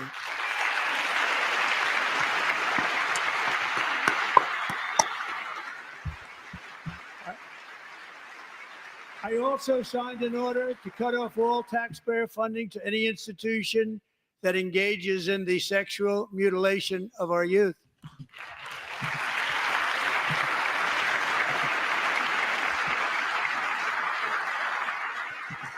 And now I want Congress to pass a bill permanently banning and criminalizing sex changes on children and forever ending the lie that any child is trapped in the wrong body. This is a big lie.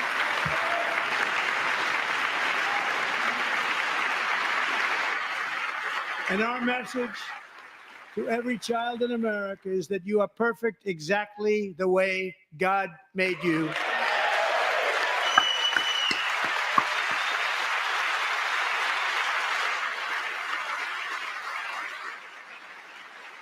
That's a healthy message. Because we're getting wokeness out of our schools and out of our military, and it's already out, and it's out of our society. We don't want it. Wokeness is trouble. Wokeness is bad. It's gone. It's gone. And we feel so much better for it, don't we?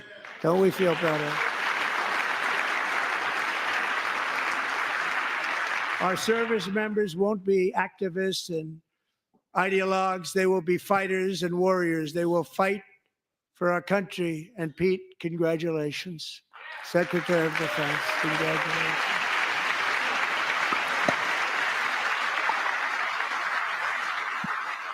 Pistol Pete. And he's not big into the woke movement, I can tell you. I know him well. I am pleased to report that in January, the U.S. Army had its single best recruiting month in 15 years, and that all armed services are having among the best recruiting results ever in the history of our services. What a difference. USA, USA, USA. And you know, it was just a few months ago where the results were exactly the opposite. We couldn't recruit anywhere. We couldn't recruit. Now we're having the best results just about that we've ever had. What a tremendous turnaround. It's really a beautiful thing to see. People love our country again. It's very simple. They love our country and they love being in our military again. So it's a great thing. And thank you very much. Great job. Thank you.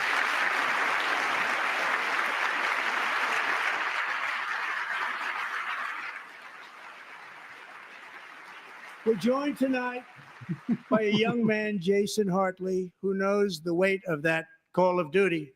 Jason's father, grandfather, and great-grandfather all wore the uniform. Jason tragically lost his dad, who was also a Los Angeles County Sheriff's deputy when he was just a boy, and now he wants to carry on the family legacy of service. Jason is a senior in high school, a six-letter varsity athlete, a really good athlete, they say, a brilliant student with a 4.46, that's good, GPA. And his greatest dream is to attend the U.S. Military Academy at West Point.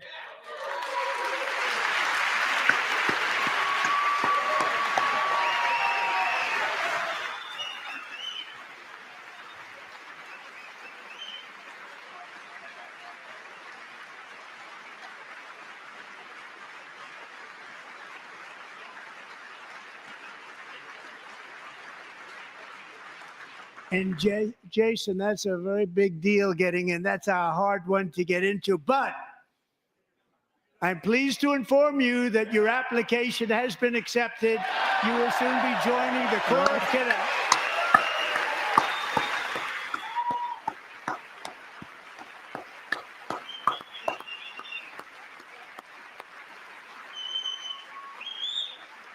That is amazing. Giving a high five to DJ. That's so nice.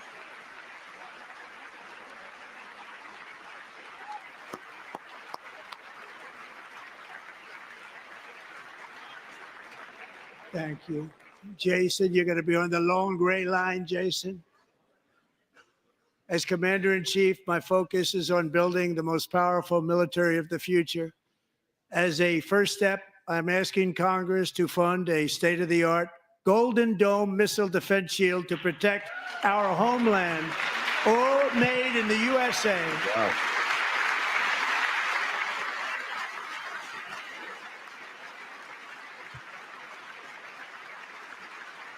And Ronald Reagan wanted to do it long ago, but the technology just wasn't there, not even close. But now we have the technology. It's incredible, actually. And other places they have it. Israel has it. Other places have it. And the United States should have it too, right, Tim, right?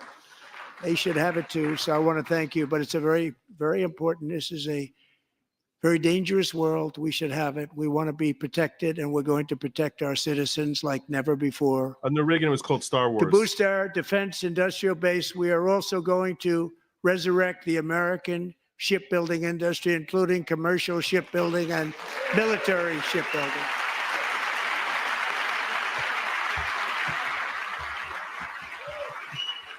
And for that purpose, I am announcing tonight that we will create a new Office of Shipbuilding in the White House and offer special tax incentives to bring this industry home to America where it belongs. We used to make so many ships. We don't make them anymore very much, but we're going to make them very fast, very soon. It will have a huge impact. To further enhance our national security, my administration will be reclaiming the Panama Canal, and we've already started doing it. We're getting into international stuff. Everyone wants to know about Ukraine. It's all about Ukraine. You can make your jokes about Yesterday, a Canada. large American company announced they are buying both ports around the Panama Canal and lots of other things having to do with the Panama Canal and a couple of other canals. The Panama Canal was built by Americans for Americans, not for others, but others could use it.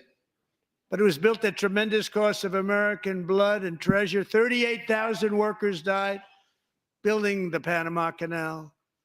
They died of malaria. They died of snake bites and mosquitoes. Not a nice place to work. They paid them very highly to go there, knowing there was a 25% chance that they would die. The most expensive project also that was ever built in our country's history, if you bring it up to modern day costs. It was given away by the Carter administration for $1, but that agreement has been violated very severely. We didn't give it to China. We gave it to Panama, and we're taking it back.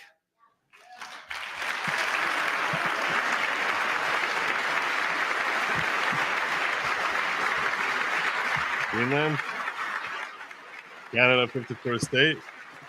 And we have Marco Rubio in charge. Good luck, Marco. Good luck with that. Now, we know who to blame if anything goes wrong. Marco's been amazing, and he's going to do a great job. Think of it. He got 100 votes. 99. Yeah. You know, he was approved with 90. actually 99, but the 100th was this gentleman, and I feel very certain. So let's assume he got 100 votes. And I'm either very, very happy about that, or I'm very concerned about it. You should be concerned. But he's already proven. I mean, he's a great gentleman. He's respected by everybody, and we appreciate you voting for Marco. He's going to do a fantastic job. Thank you. Thank you. He's doing a great job.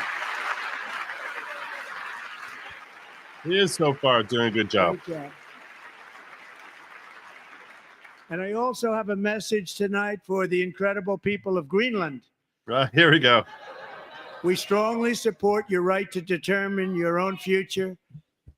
And if you choose, we welcome you into the United States of America. We need Greenland for national security and even international security. And we're working with everybody involved to try and get it. But we need it really for international world security. And I think we're going to get it. One way or the other, we're going to get it. We will keep you safe. We will make you rich, and together we will take Greenland to heights like you have never thought possible before. It's a very small population, but very, very large piece of land and very, very important for military security. America is once again standing strong against the forces of radical Islamic terrorism. 3.5 years ago, ISIS terrorists killed 13 American service members and countless others in the Abbey Gate bombing during the disastrous and incompetent withdrawal from Afghanistan. Not that they were withdrawing, it was the way they withdrew. Perhaps the most embarrassing moment in the history of our country. Tonight, I am pleased to announce that we have just apprehended the top terrorist responsible for that atrocity, and he is right now on his way here to face the swift sword of American justice.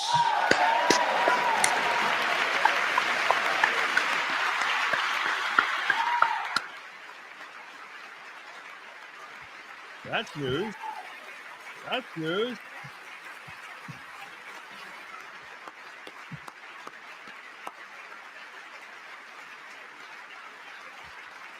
It's very big news. And I want to thank especially the government of Pakistan for helping arrest this monster.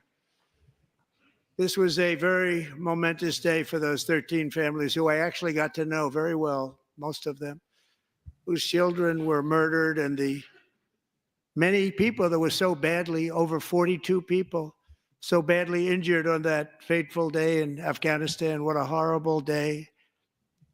Such incompetence was shown that when Putin saw what happened, I guess he said, wow, maybe this is my chance. That's how bad it was.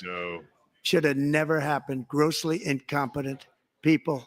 I spoke to many of the parents and loved ones, and they're all in our hearts tonight.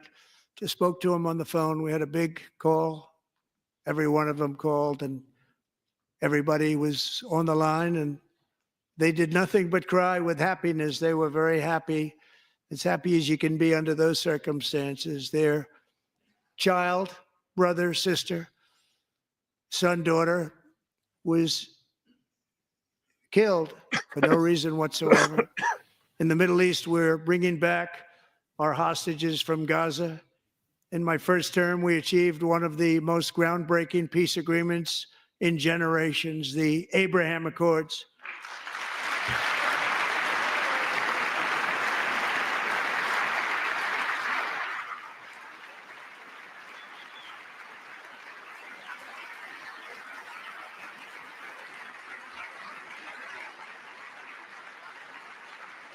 And now we're going to build on that foundation to create a more peaceful and prosperous future for the entire region. A lot of things are happening in the Middle East. People have been talking about that so much lately with everything going on with Ukraine and Russia. But a lot of things are happening in the Middle East. It's a rough neighborhood, actually. I'm also working tirelessly to end the savage conflict in Ukraine. Millions of Ukrainians and Russians have been needlessly killed or wounded in this horrific and brutal conflict with no end in sight. The United States has sent hundreds of billions of dollars to support Ukraine's defense with no security, with no anything.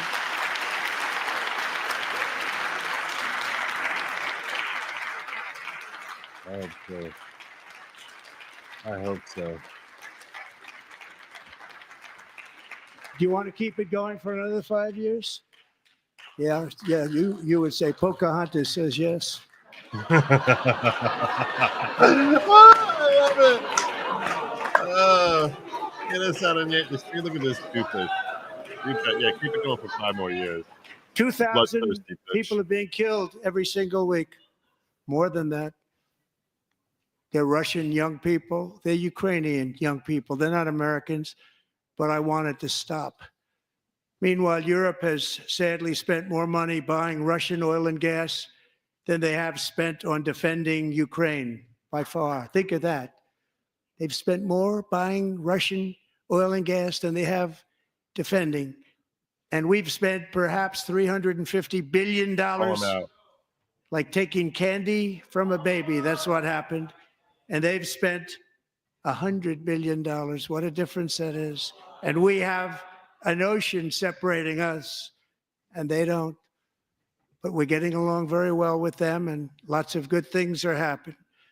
Biden has authorized more money in this fight than Europe has spent by billions and billions of dollars. It's hard to believe that they wouldn't have stopped it and said at some point, come on, let's equalize. You got to be equal to us. But that didn't happen. Earlier today, I received an important letter from President Zelensky of Ukraine. The letter reads, Ukraine is ready to come to the negotiating table as soon as possible to bring lasting peace closer. Nobody wants peace more than the Ukrainians, he said. My team and I stand ready to work under President Trump's strong leadership to get a peace that lasts. We do really value how much America has done to help Ukraine maintain its sovereignty and independence. Regarding the agreement on minerals and security, Ukraine is ready to sign it at any time that is convenient for you. I appreciate that he sent this letter, just got it a little while ago. Simultaneously, we've had serious discussions with Russia and have received strong signals that they are ready for peace. Wouldn't that be beautiful? Wouldn't that be beautiful?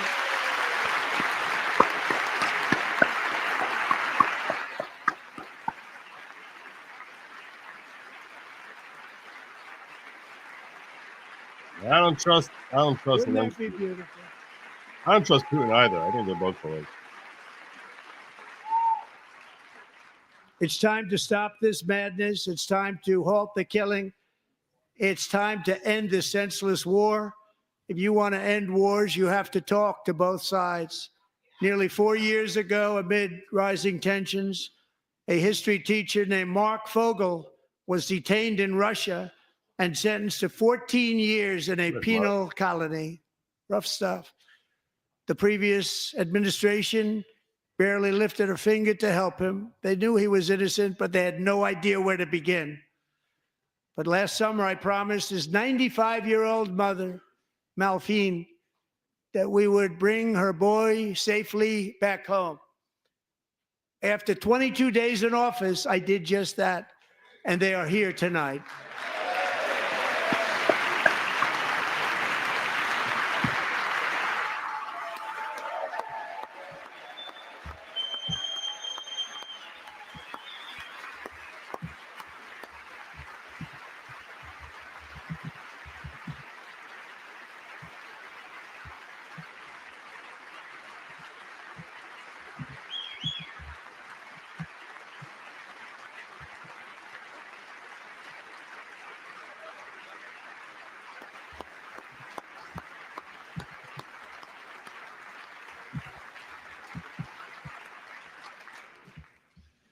To Mark and his great mom, we are delighted to have you safe and sound and with us.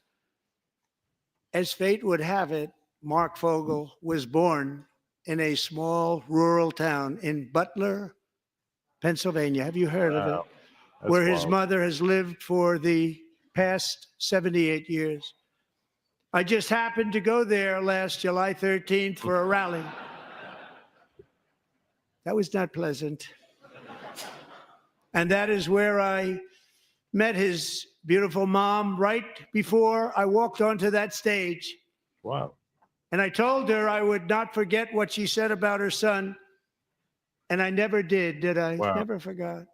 That's wild. Less than 10 minutes later, at that same rally, gunfire rang out and a sick and deranged assassin unloaded 8 bullets from his sniper's perch into a crowd of many thousands of people. My life was saved by a fraction of an inch, but some were not so lucky.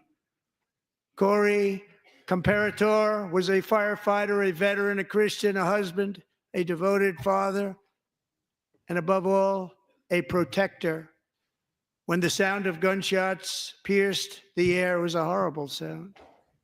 Corey knew instantly what it was and what to do. He threw himself on top of his wife and daughters and shielded them from the bullets with his own body. Corey was hit really hard. You know the story from there. He sacrificed his life to save theirs. 2 others, very fine people, were also seriously hit. But thankfully, with the help of 2 great country doctors, we thought they were gone and they were saved. So those doctors had great talent. We're joined by Corey's wife, Helen, who was his high school sweetheart, and their two beloved daughters, Allison and Kaylee. Thank you.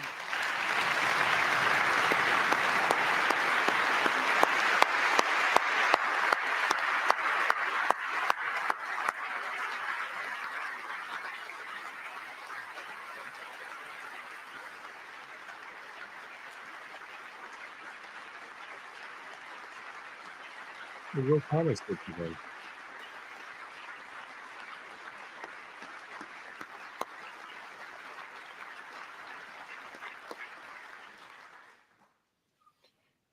To Helen, Allison, and Kaylee, Corey is looking down on his three beautiful ladies right now, and he is cheering you on. He loves you. He is cheering you on. Corey was taken from us much too soon, but his destiny was to leave us all with a shining example of the selfless devotion of a true American patriot.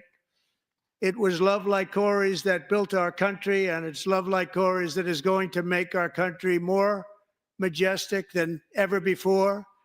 I believe that my life was saved that day in Butler for a very good reason. I was saved by God to make America great again. I believe that. Thank you. So nice to hear a president invoking God.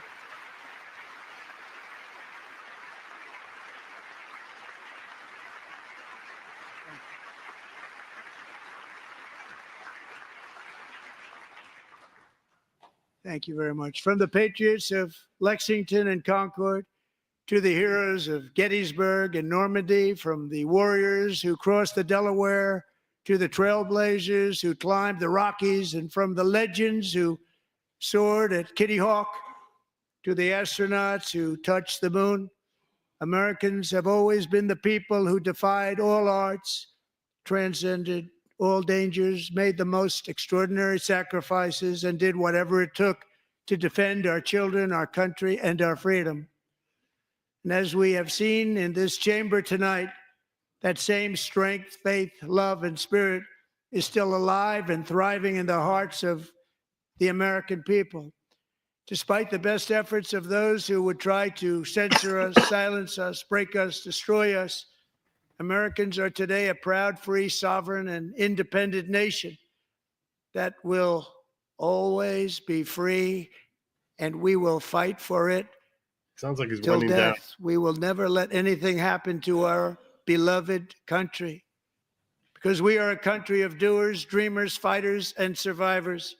Our ancestors crossed a vast ocean, strode into the unknown wilderness, and carved their fortunes from the rock and soil of a perilous and very dangerous frontier. They chased our destiny across a boundless continent.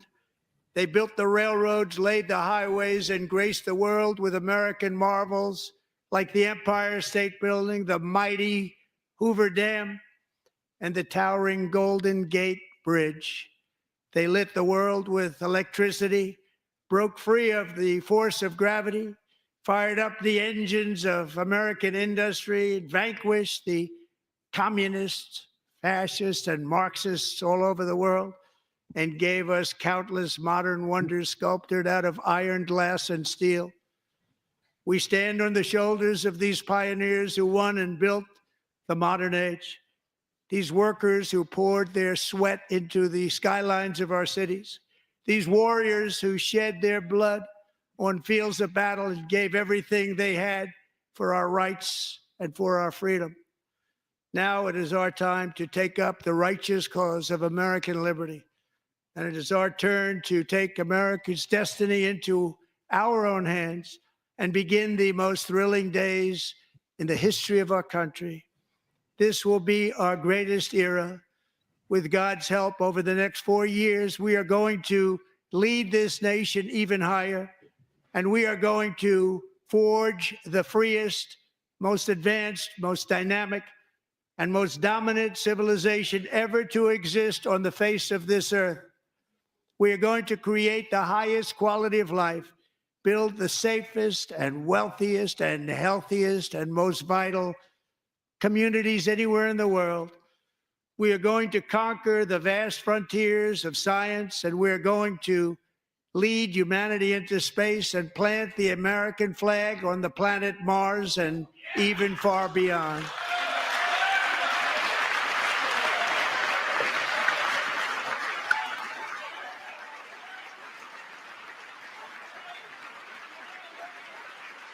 Yeah, I'm going to check out the responses.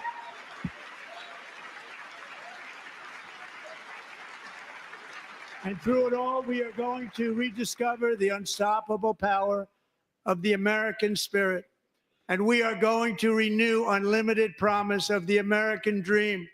Every single day, we will stand up and we will fight, fight, fight for the country our citizens believe in and for the country our people deserve.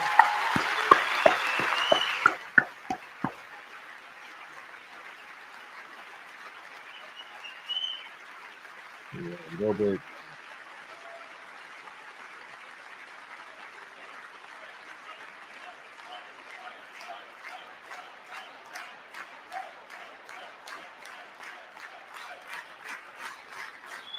My fellow Americans, get ready for an incredible future, because the golden age of America has only just begun. It will be like nothing that has ever been seen before. Thank you, God bless you, and God bless America.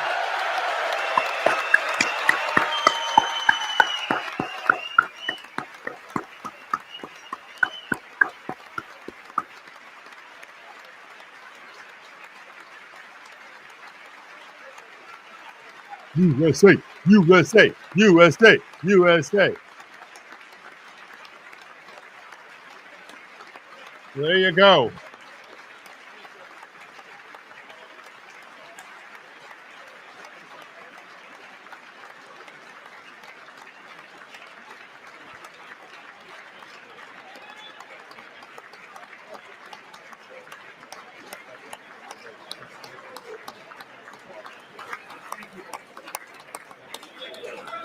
I agree wholeheartedly with this. I'm thrilled. I think I assume there's going to be a response from the Democrats. I assume that there's going to be a response from the Democrats, in which case I definitely plan on airing that and hearing whatever scripted crap they have, which is supposedly a response, but it was written hours ago. So I'm probably talking idiocy based on the signs they had, basically probably talking idiocy. It'll be interesting to see if they have anything unique to carry out that they haven't been saying over and over again for the last month. But yeah, they're humiliating. They're pathetic. It's just really, really sad. I'm going to do a quick check around and see let me see if there's a Democrat response here. Democrat response. I'm going to do a recap of what he talked about there. I was actually taking notes during the speech.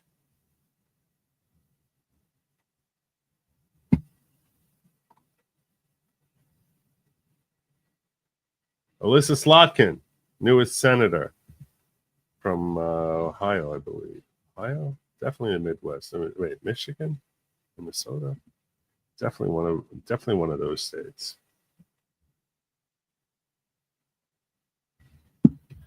Let's see. I'm going to see if it's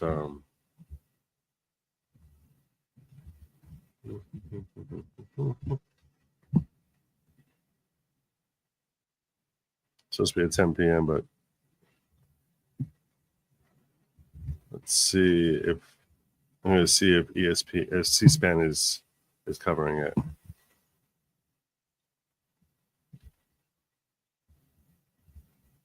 You know, Coda was written by someone else. That was an incredible delivery. He was great. And he had some zingers in there.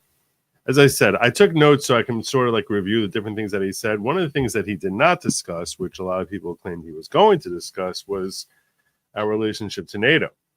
He didn't bring that up at all. There was no discussion whatsoever about that. much to the chagrin of many of us who would love to hear him say that we're getting the hell out of NATO. To me, that's the one thing that, you know, is practically teased and then not mentioned at all. No, I missed that. Did he? Mars.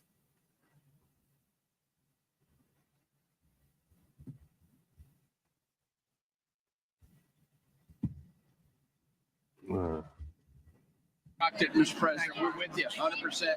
Crush. Really good. Congratulations. President. Best speech ever. Thank you.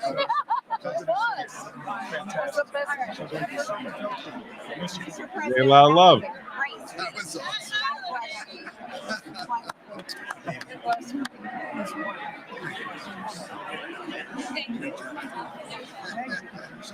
Very heartwarming moments during this speech.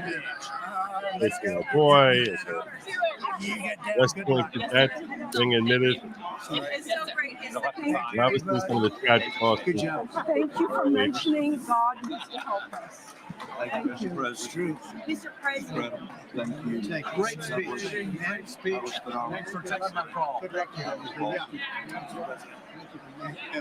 My man. Thank you for standing You strong. really triggered those people. Yeah. Tremendous, Mr. President. Thank you. Thank you so much. Thanks for the beneficial ownership ban this week. Oh, yeah. Thanks for mentioning farmers. Well, we love our farmers. Thank you, man. Thank you, Mr. You earned this night. Thank you very much. Appreciate it. Worked hard. Thank you, man. Proud of you. Thank you, Mr. President. Thank you. Thank you. Great again, brother. Thank you. Good for being here. I did indeed. You better believe it. Very well done. Good endorsement. President, home run. Thank you. Great job. You killed it. Thank you, Mr. President. Thank you, everybody. You did great. We are going to watch Democrat respond. Good job. Thank you. Great to see you. Slam dunk. You're doing good. Thank you, sir. You did amazing, per usual. Thank you. I'll see you. Thank you. Yes, sir. Thank you. Hey, cheese. Thank you. Love you, Mr. President. Yes. Thank you, everybody. Look at this beautiful. New congressman from Eastern Washington. We've never met. Oh, that's Bob good. Gardner. I was one of Mike Leach's best friends. Oh, that's He thinks good. very highly Mike of you. was, he was great. Tremendous. He was a great guy. Great. He was great. Great. Thank you. Thank you very much. Respect what you did. You did a great job. Thank you. Home run. Yeah, you're right. Home run. Home run. That was a good President, good to see you, sir. Good job. Thank you very much. He really did Good. do Look it. at him. I think he did a great job with the delivery. Imagine, I mean, he was talking for an hour and 40 minutes. It didn't feel anywhere near that long. So, yeah, I agree with you. It is cool. All right, let's see if C-SPAN is recovering. Let me see if I can find here.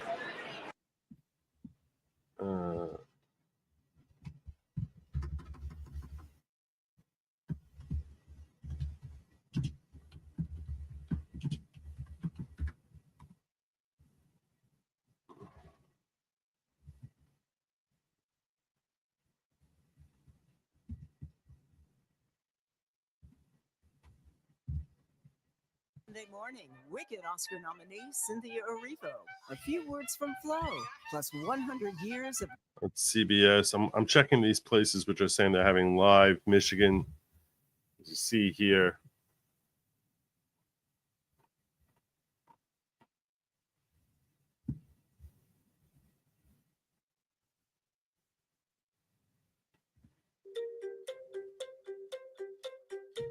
That's the thing about responses. They never know exactly what moment to start them.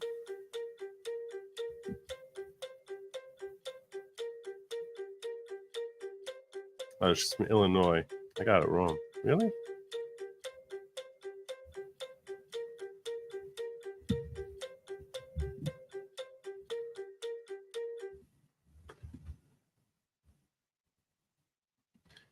The key with Trump is to not have great expectations, even though he promises them. He delivers on some, but not much of what but much of what he says is hyperbole. I would agree that some of it is hyperbole. I think he does that to help get what he gets. Meaning, when he says he wants to take over Greenland, that means he wants something from Greenland. He's going to want access to their waters or something like that. But if he says, I want the entire country, in that case, I think he uses that as a negotiating tool because he knows that he has powerful backing by being president of the United States that he can scare people into basically giving him what he wants. I wish he would have used that to go after NATO, maybe get back some of the trillions of dollars that, you know, that I loved everything about the speech, but the one thing I'm disappointed about is that he didn't go after NATO. And frankly, you can say perhaps it's shrewd. It's not necessarily in his best interest to announce that in a joint session of Congress. You don't know how the crowd's going to react if he was to come out and make an announcement saying, you know, what I was saying about why reasons that we should be done with NATO.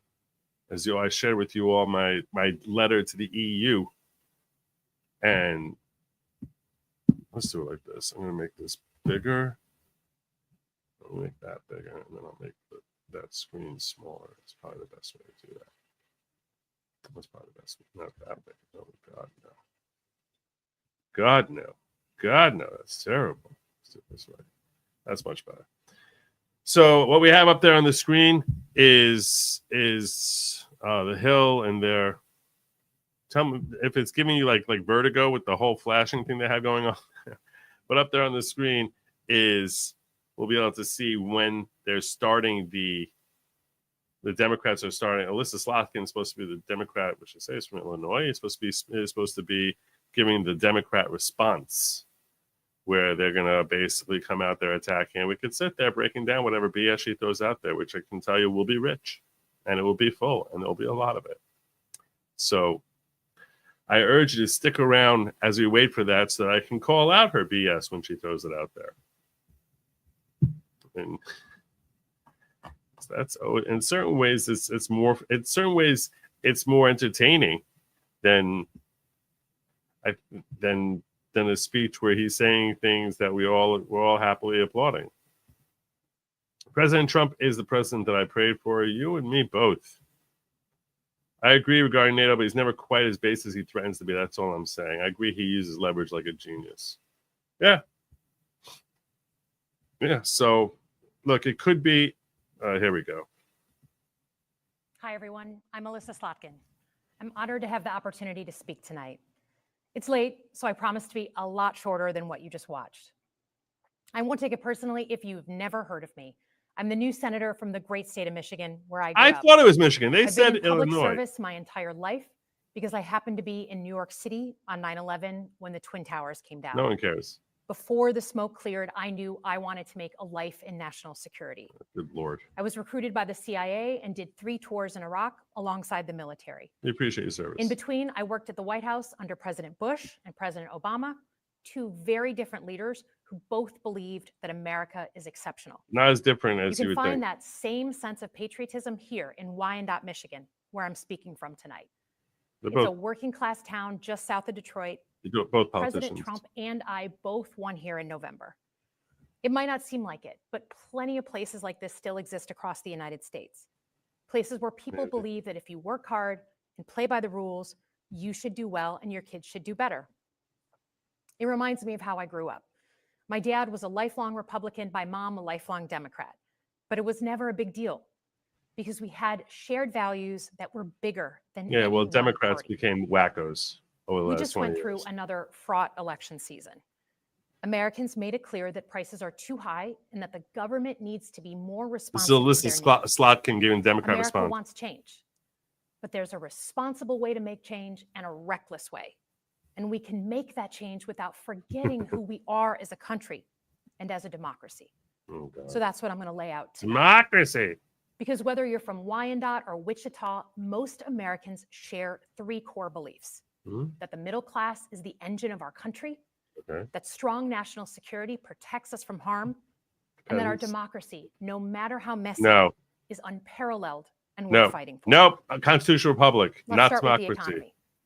Michigan literally invented the middle class. The revolutionary idea. No one cares that about you your could stupid work in an Michigan. auto plant I and mean, yeah, afford the car you Michiganders were do, building. but That's the American dream.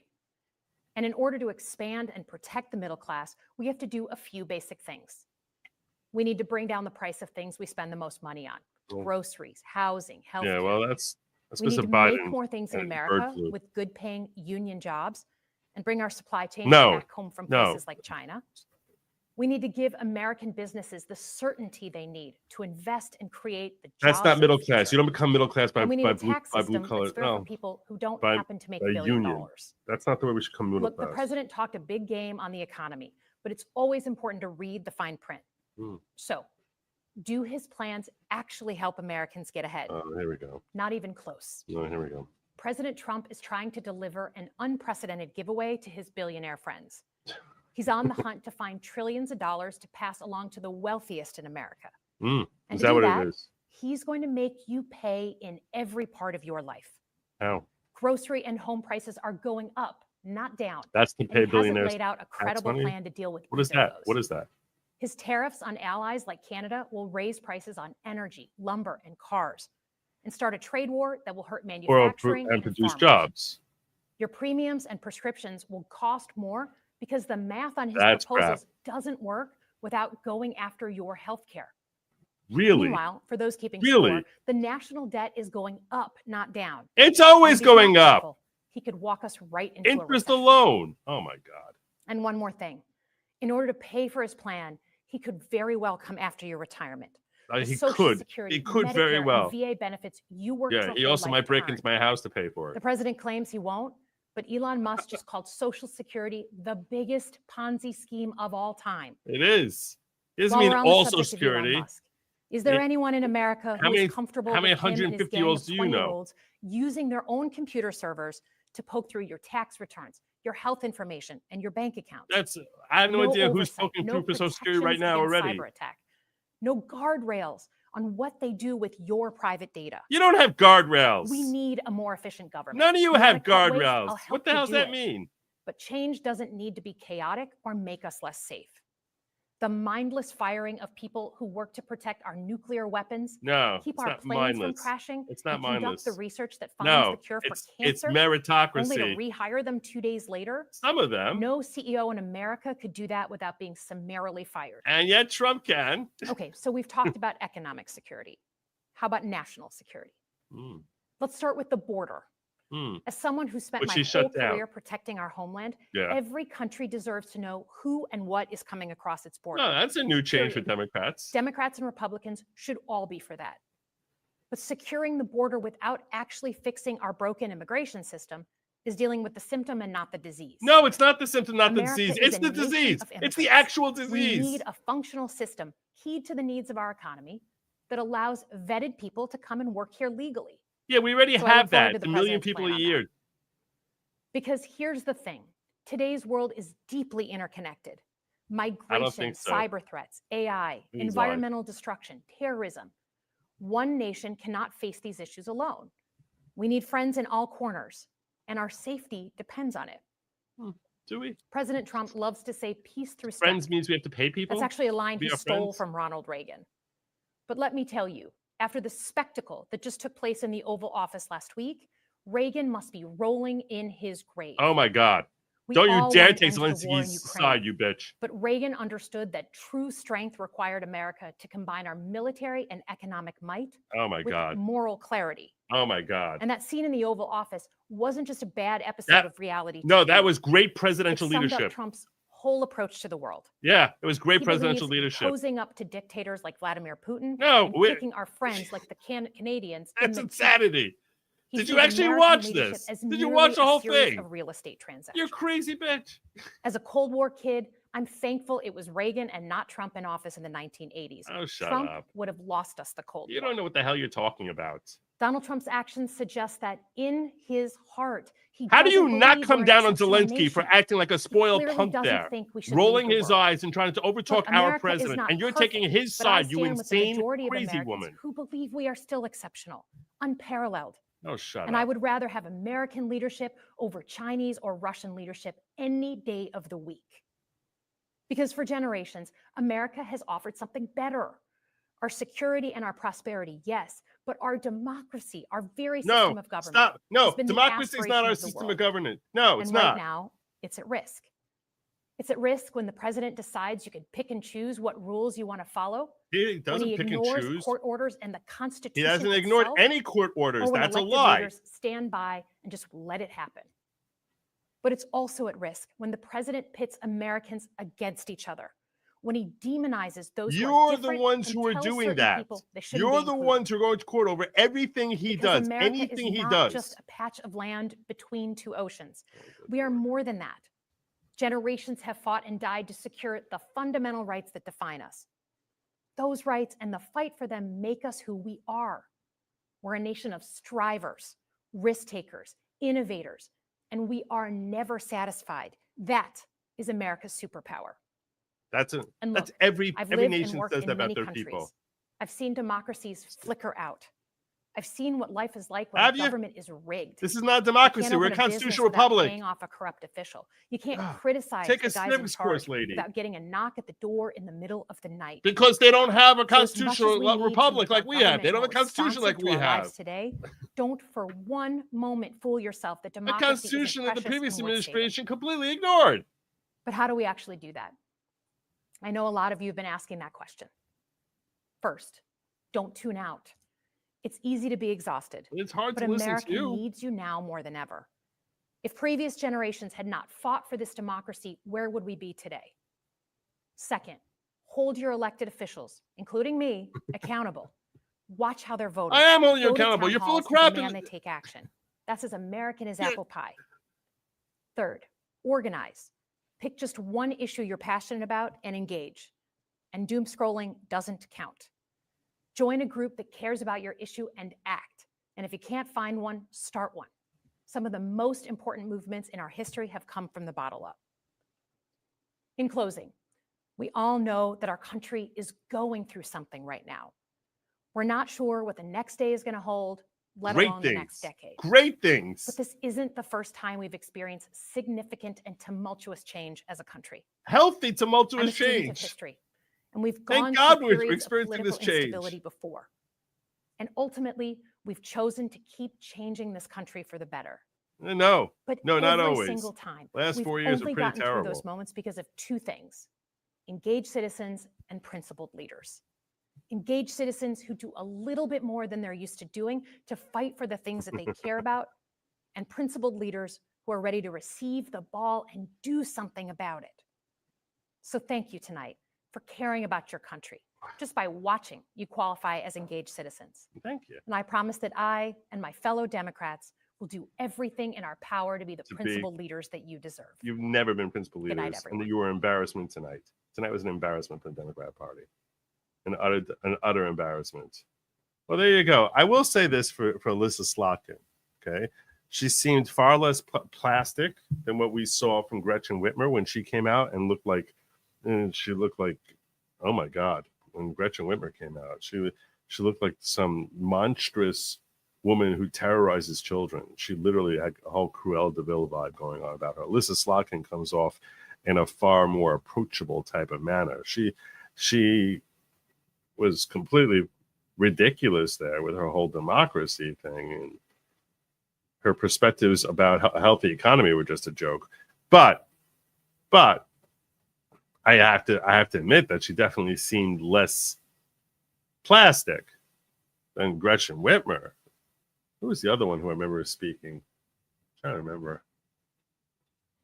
remember who else I've seen speaking out. Usually recently it's been Republicans who have been coming out and giving rebuttals to Joe Biden. So, yeah.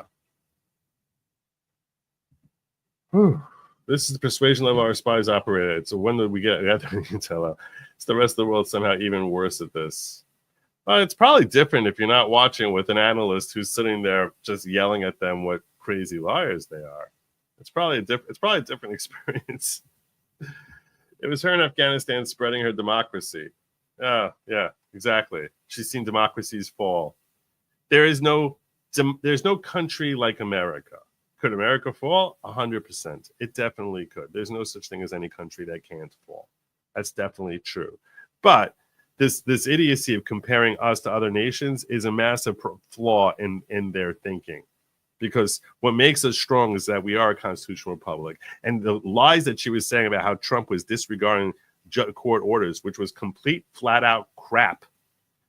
You know, you're the one who's harming the Constitution. When you have to make stuff up, you have to make stuff up in order to try and attack your opponents and literally just gaslight about what reality is. You're the one who's harming this constitutional republic.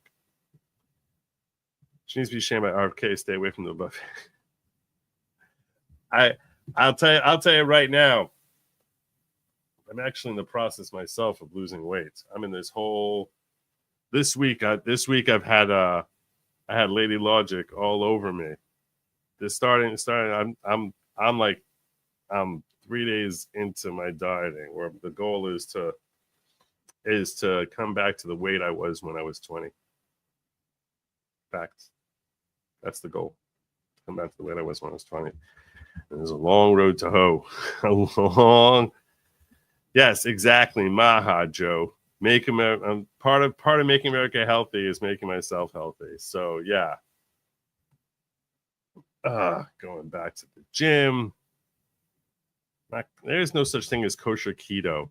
There's no such thing, as far as I'm aware of. I don't know. I don't know what the hell's in keto.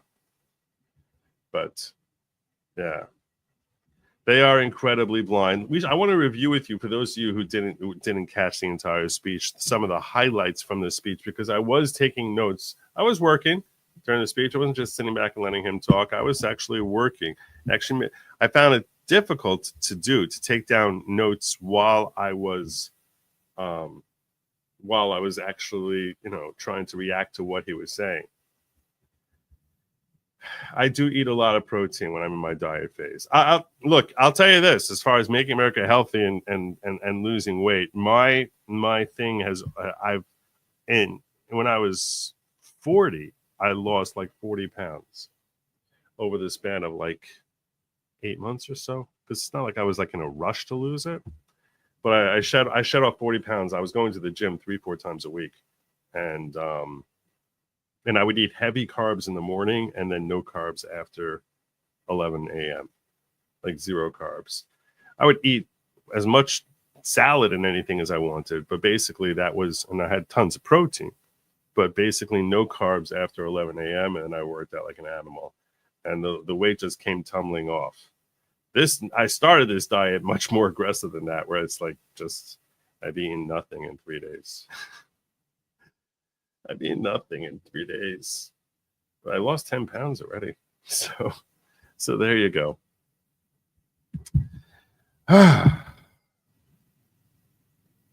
Anyhow, but no one wants to hear about that part of things. Instead, let's get back to covering reviewing just some of the notes that I had from this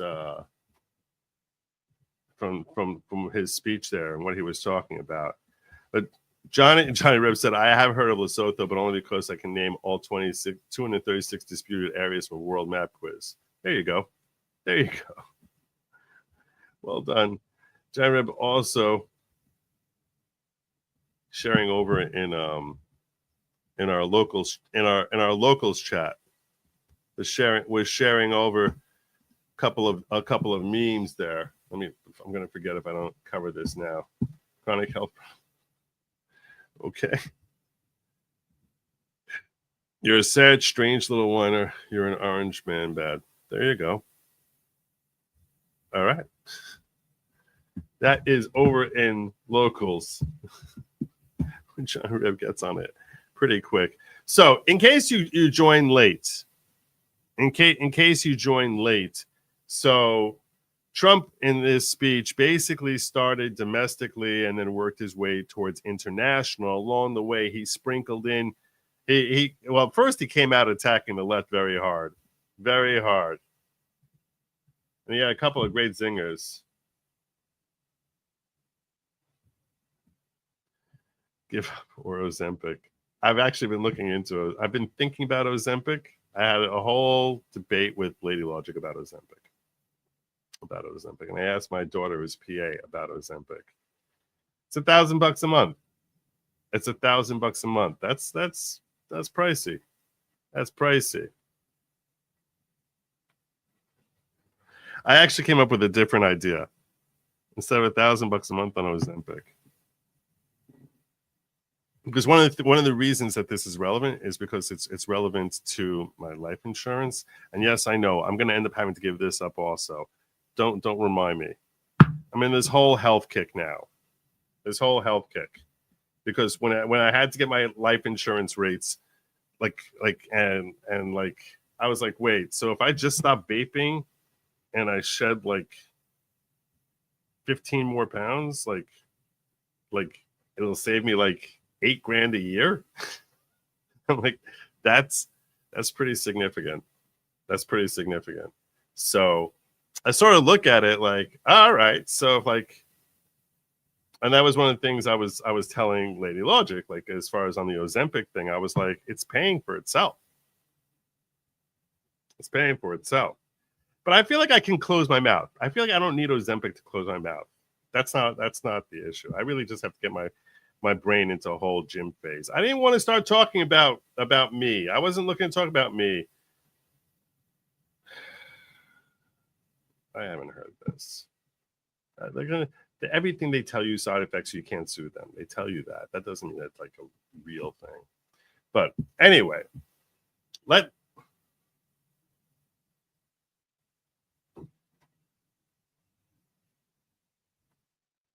thinking about you'll save on food. No, it's actually more expensive because I basically will end up getting high protein stuff, which is like this is not what we were supposed to be doing. The Geico came in, Al Green kicked out like drag queen comedy Zelensky. That's where it started. In case you came late, like 2 minutes into his speech, Democratic Representative Al Green with his crazy facial hair, where somehow I've never seen a man before in my life.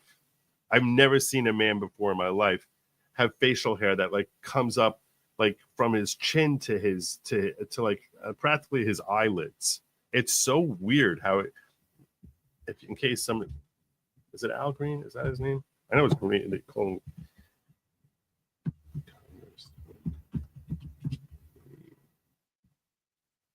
He's from Texas. Oh God, this is him.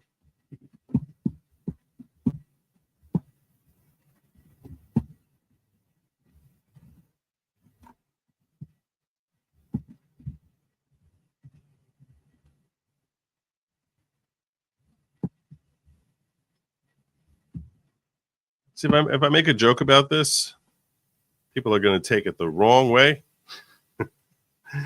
But my God, this is like Sasquatch right here.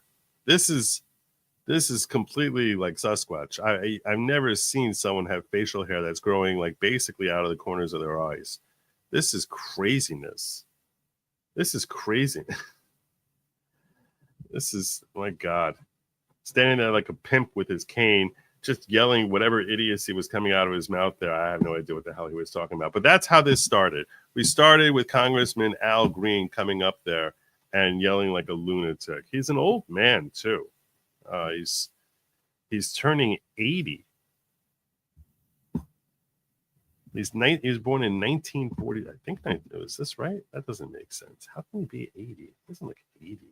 There's no way. Why are they saying 1947? Is he really that old?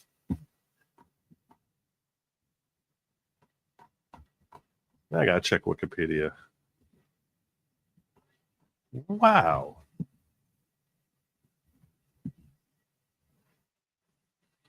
Born September 1st, 1947. I'll give him credit. The guy looks much younger. His face looks much younger than that. I'll give him credit for that. That's for sure. How much dye does this guy use? Well, anyway.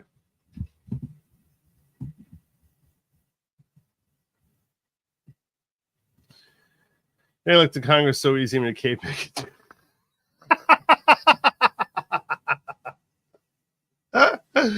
That's great.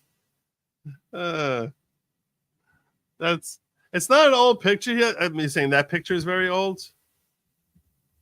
Well, anyway, maybe it is a very old picture. I don't know. But Yeah, so it started with him coming out there and yelling, and when Speaker Johnson basically was calling him to order, he threatened to have him removed if he kept going, and he wouldn't sat down. So he was in fact removed. Yeah, I think he's from Houston.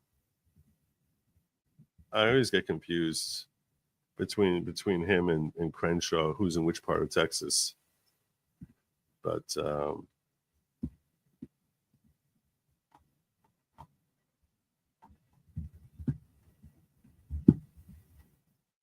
what do we got here?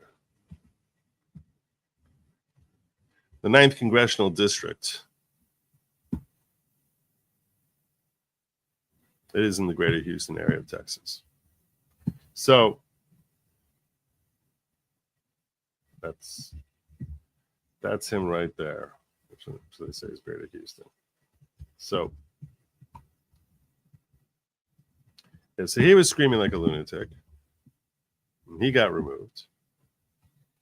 And Trump basically started off by talking about how terrible the Democrats were. And no matter what he says, he knows they're going to sit there whining and griping and fetching, basically. And then he went on to start talking about, how the economy and starting getting into the economy somewhat. I wasn't taking notes in the very early part of it, so I don't have it completely clear the first 15 minutes, different topics that he was talking about. And I know that he was talking somewhat about how he's planning on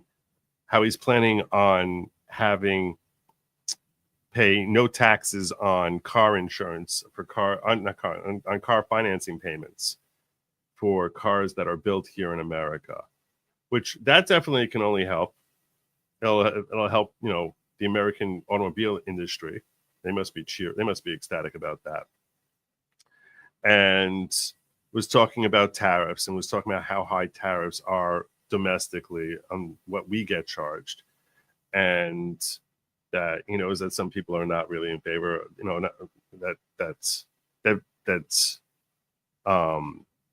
Tariffs that we're getting hit with are really terrible, and that he's calling for reciprocal tariffs. This was actually after he was talking about DOGE and all the waste that has been found in the first 43 days of administration.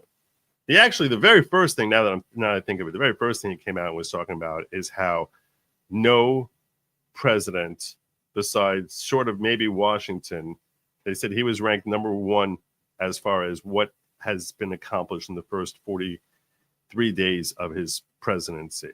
And he has been working like an animal. And he talked about he signed 106 executive orders and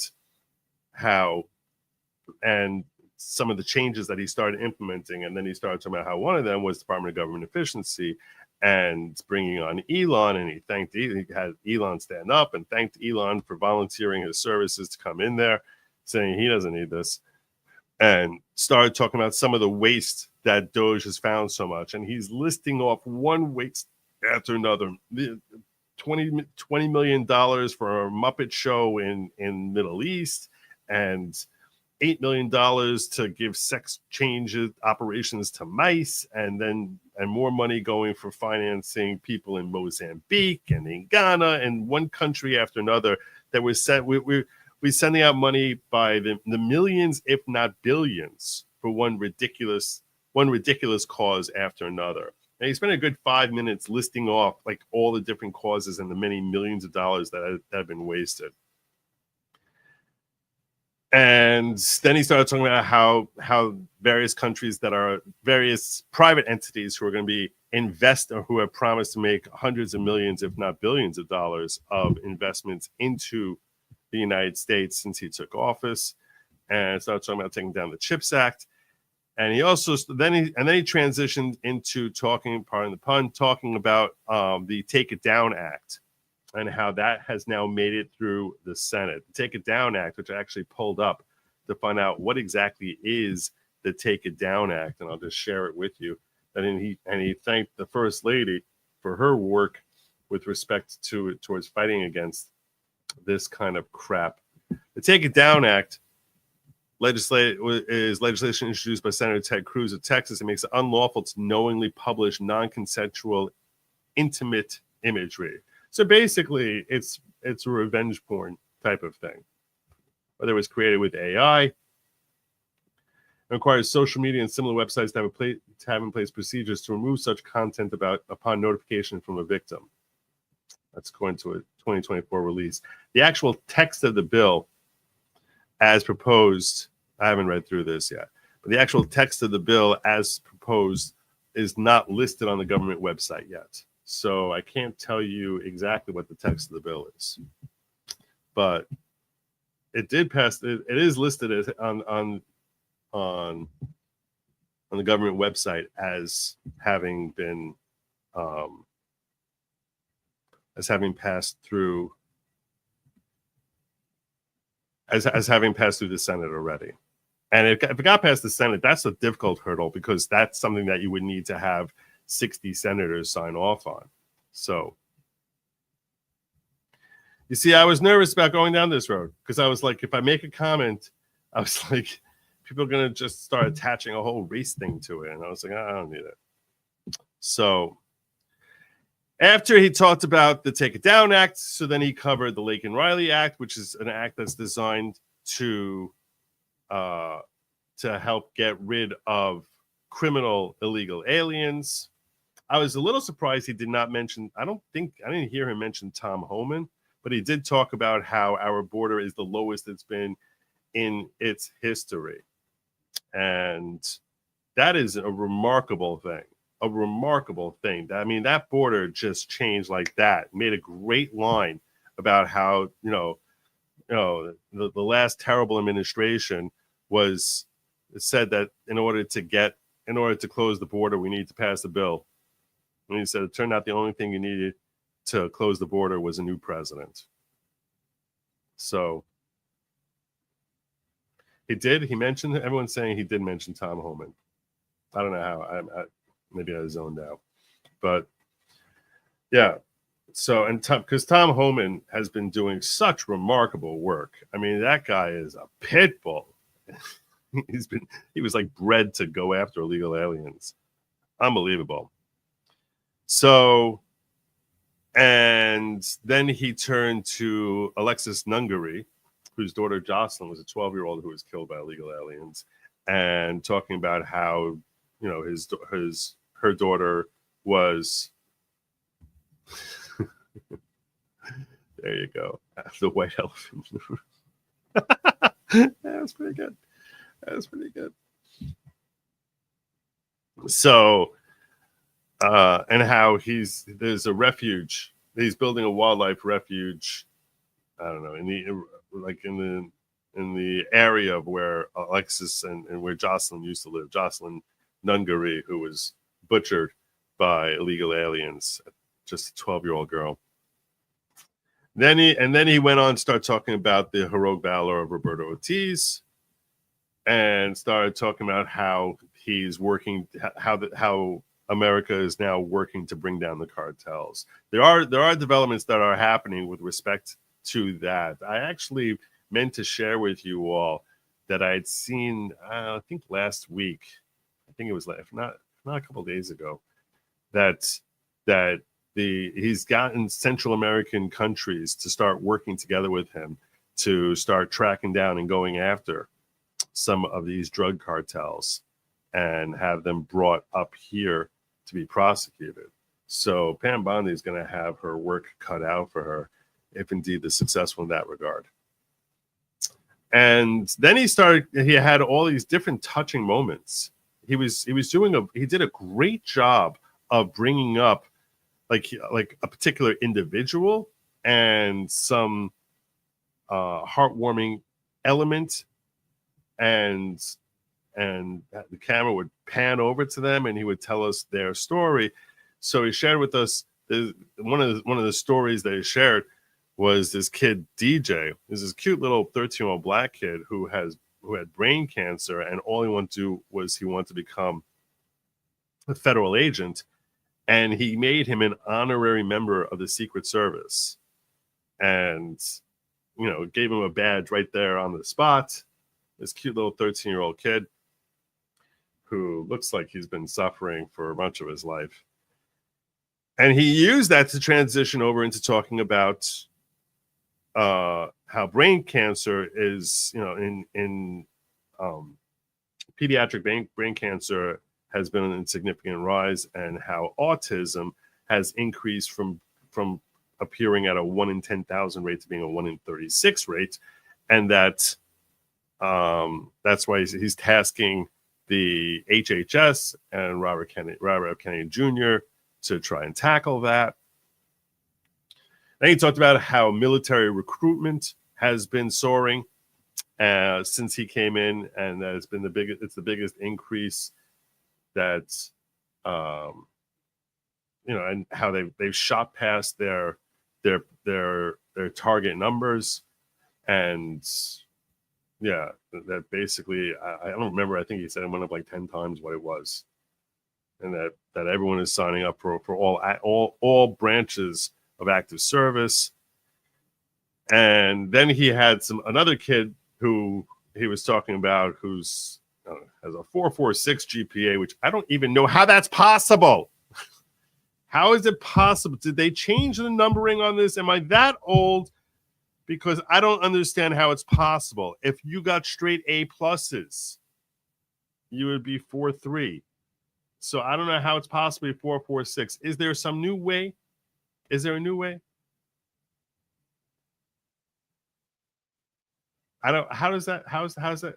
Is there a new way that they calculate? They did change it? I always understood that if you got an A, it's a 4.0. A straight A, if you got straight A's, that's 4.0. If you got A plus, that would be a 4.3. I don't understand how someone can average 4.46. That doesn't make any sense to me. I don't understand that. I don't understand that. Well, anyway, this kid, he said how he applied to West Point, and he said, "I'm pleased to announce you that your application to West Point has been accepted, and we look forward to you, turning to you reporting at West Point." And the kid looked like he was going to start crying. He was so excited. Then he started talking about building a golden dome here in America, a golden dome. Now, some of you might not have ever heard the term Iron Dome, which Iron Dome, let's be realistic, Iron Dome makes a lot more sense than Golden Dome. I know that he's all about the gold. He's Donald Trump. That's who he is. And but when he was talking about the golden, when he was talking about the Golden Dome, he was talking about how other countries like Israel have an Iron Dome. If you're unfamiliar with what an Iron Dome is, Israel is equipped, and this is technology that we developed here domestically, with what's called the Iron Dome. This is such genius technology that it's astonishing. It's astonishing. What it does is it basically picks up if there's a ballistic missile, if there's some sort of missile that's fired into your territory. It identifies where that missile is projected to land. And if it's projected to land in a place that is relatively harmless, then it just lets it go. But if it's projected that missile in the air is going to land in some populated area, then the Iron Dome automatically shoots a missile perfectly targeted to intercept the other missile and blow it up in the air. And it works brilliantly in Israel, has been working there for more than 10 years. They've been using the Iron Dome there. I cannot tell you how many thousands of lives, civilian lives, because these are bombs that are being fired at civilians. I cannot tell you how many thousands of civilian lives have undoubtedly been saved by Israel's Iron Dome. He was talking about having something like that here in America, which he was referring to as a Golden Dome. Now, I will tell you this. He's like, they have in other places. Why shouldn't we have that here? the reason you wouldn't have it here is because we're not really a country, because we're protected by two big, beautiful oceans. We're not really a country that is likely to face missiles unless they're nuclear. And a nuclear missile, I don't know that the Golden Dome would do very much to stop it. It's really meant more for, your more traditional type of missiles. But blowing up a nuclear missile in the sky, I don't know that that's actually necessarily going to be saving lives, because you would think the nuclear fallout from that could be particularly disastrous. But I guess maybe that would be better than hitting the ground, I guess. You would think potentially it could disperse on a greater basis if it's up in the sky. I don't know. So, yeah, it's not like when is the last time, if ever, that nuclear or that missiles were fired at America? I mean, even when you look back to attacks on American soil, 9/11 was a couple planes. Pearl Harbor, I guess if they had it at Pearl Harbor, it could have helped. But they're really being fired at by planes. I guess, they're not really meant to pick bombs that are being dropped. That's not really what it's meant for. I guess it could work on that. I don't see why it would be different. So perhaps in Hawaii, or where we have naval bases, it could make sense, I guess. It doesn't seem like it's a real necessity. I understand it's the sort of thing that, hey, it's creating American jobs, and it's and he referenced how Ronald Reagan talked about shooting missiles out of the sky, and he's talking about doing really from space. What Israel has is done from the ground. What he's talking about, having satellites up in space, which I guess if you have satellites up in space, you could, in theory, if you saw a missile was targeting America, God forbid, coming from China or Russia, which are certainly at present the most immediate potential threats, you would think. Or I guess eventually from some Middle Eastern lunatic country that decides that they want to fire off a nuclear weapon on us. I guess in theory, if you were able to target it from space, you could blow it up over the Atlantic or the Pacific when it's, hundreds of miles from America. That could work. I guess that could work. Yeah.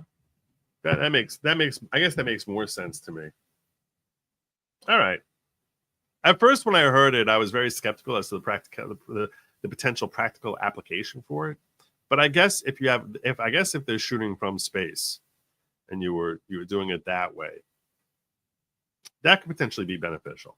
That could potentially be very beneficial. The more I think of it. Yeah, if you could shoot down a nuclear missile from space so that it can't get within hundreds of miles of America, that could be very beneficial. All right.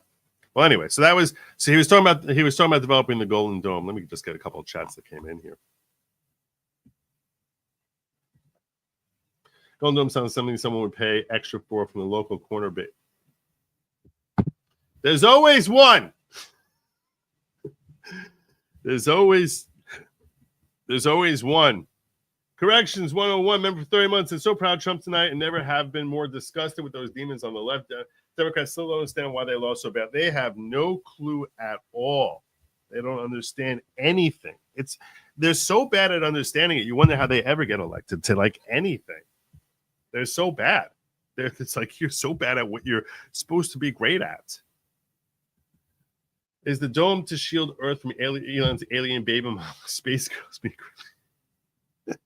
In case he fires on us from Mars. I don't know. Maybe. So, but that was the next topic that he covered. And then he started talking about the Panama Canal and how that was built here in America. And, well, not in America. It's built by Americans at great expense, both financial and, more importantly, of human life. And that Jimmy Carter gifted away for $1, and that Panama has abused their rights to it by turning it over to the Chinese, and that we're going to take it back, and that he's tasking Marco Rubio to get on that. So he's like, get on that. You fix that. You fix that problem. Get us back the Panama Canal, because it was built for us to benefit from, primarily. That's why we built it. So get on that. Then he made a huge announcement that I hadn't seen anywhere, saying that we had just apprehended the terrorist who was responsible for the incident at Abbey Gate in Afghanistan, resulting in 13 dead servicemen and women and dozens more injured, and that he is in flight to come back and face the fierce sword of justice by our judicial system here and stand trial for that. He mentioned that he'd like to impose capital punishment for anyone who kills a police officer. And that was something which I think some people... I used to be much more in favor of capital punishment until I spent time hanging out with Steve Gosney. He did a great job talking me out of capital punishment.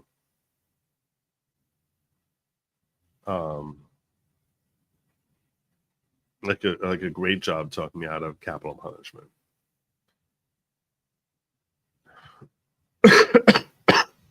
But Trump said he wants it to be mandatory that capital punishment will apply to anyone who kills a police officer. And he talked about the importance of protecting our cops.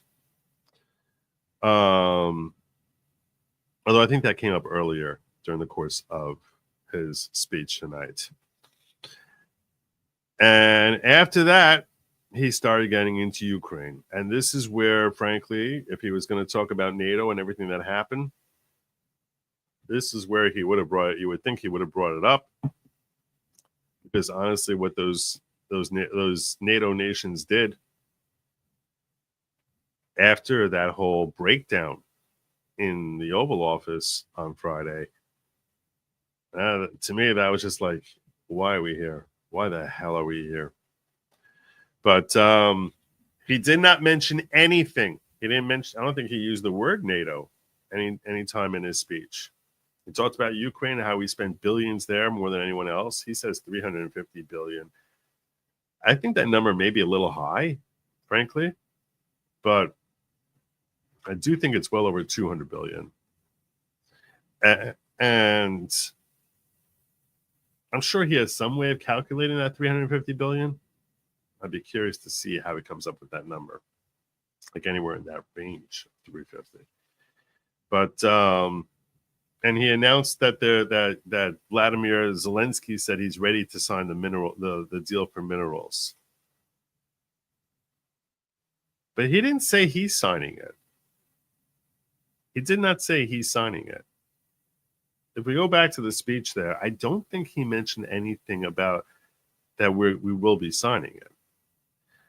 And he started talking then about Putin and that war, and was talking about how he's hopeful that Putin seems inclined toward peace, and that he's hopeful that they're going to be able to help bring peace to that region, this terrible war. And he talked about how he said that when he brought up, when he was talking about Russia, he started talking about Mark Fogel, and he had him stand up there. Mark Fogel is a teacher who had been arrested in Russia, and he got released. And he said that he promised Mark Fogel's 95-year-old mother, when he met her at a rally, that she was going to get her released. And within 22 days of taking office, he got Mark Fogel released, and he had Mark Fogel and his mother there in the stands, and he had them stand up.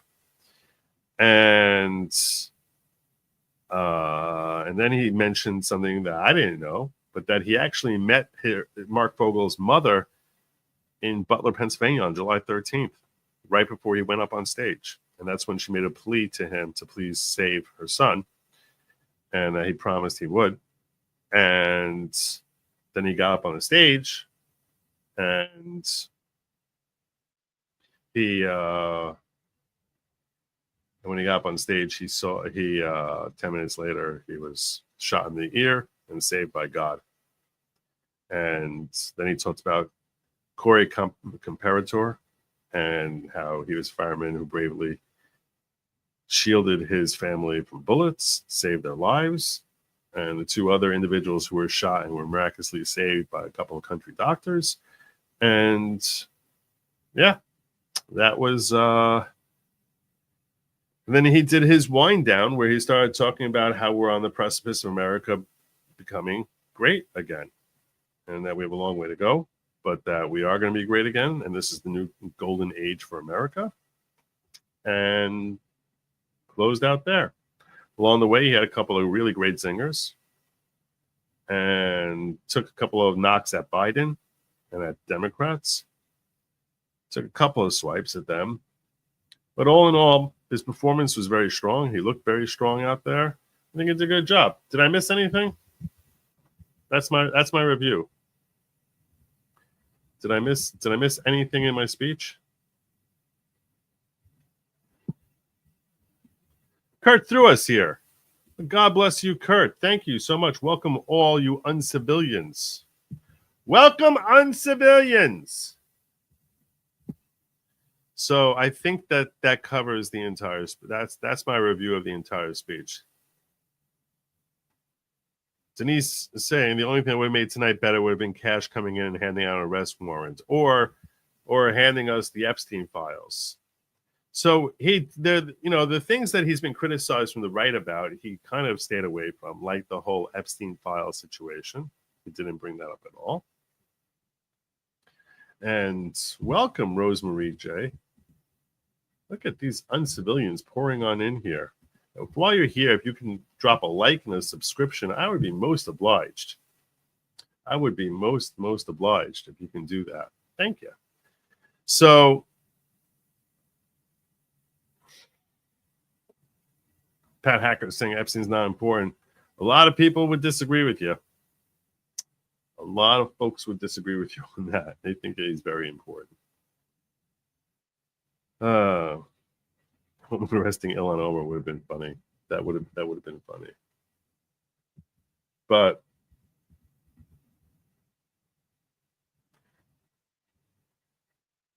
if you, to me, Epstein files are significant only to show the sincerity about the transparency, because I know that's something that they don't want to show. That's something they don't want us to see. So it shows that there's an unabashed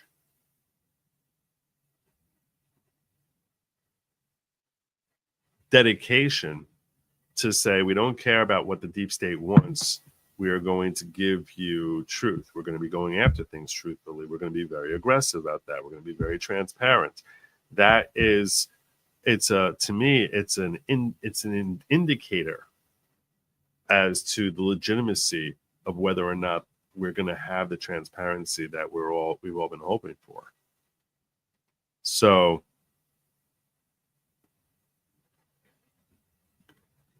no, in fact, I don't think he brought up Palestine or anything about Israel. At least when I was taking notes here, I don't remember him saying anything about it. So I don't think he talked about Palestine. I don't think he talked about Israel. He did talk about how, like, for example, the Abbey Gate 13 in Afghanistan never would have happened if it wasn't botched by the last administration, and that's what emboldened Putin to invade Ukraine. And that is 100% accurate. There's no question about it. I said the exact same thing before Putin was in Ukraine. When he was on the border there, I was like, what happened in August in Abbey Gate is what is leading Putin to think that America is weak. Did he talk about the prisoners?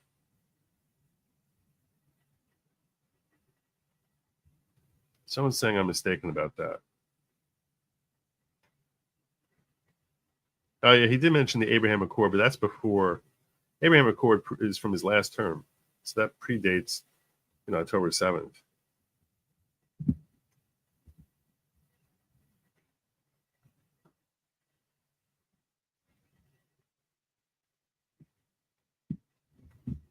So.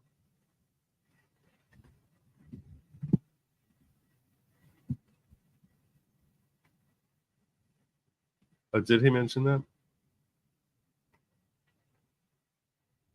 Yeah, a few people are saying that. Few people are saying that.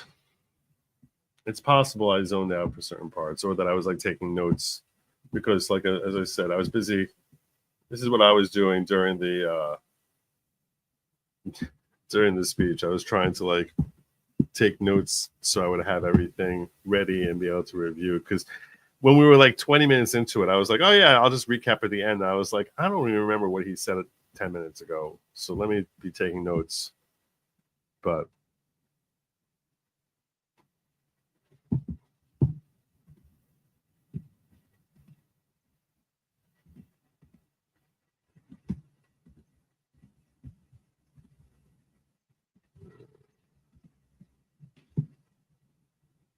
there was one other thing I wanted to share with you because I thought it was funny. Oh, I don't see it here, but I can pull it up pretty quick.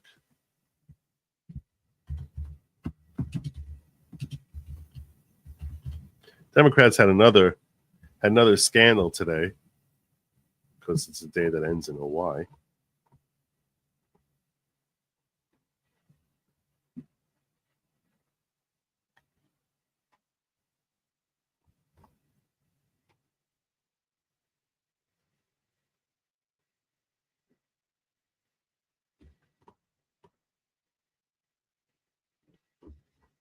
Where are you?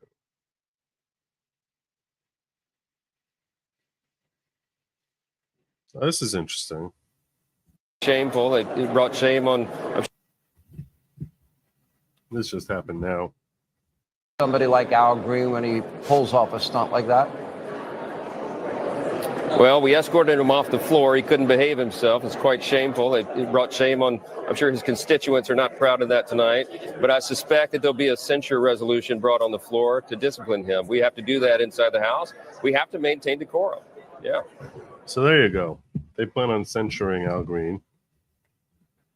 That's something.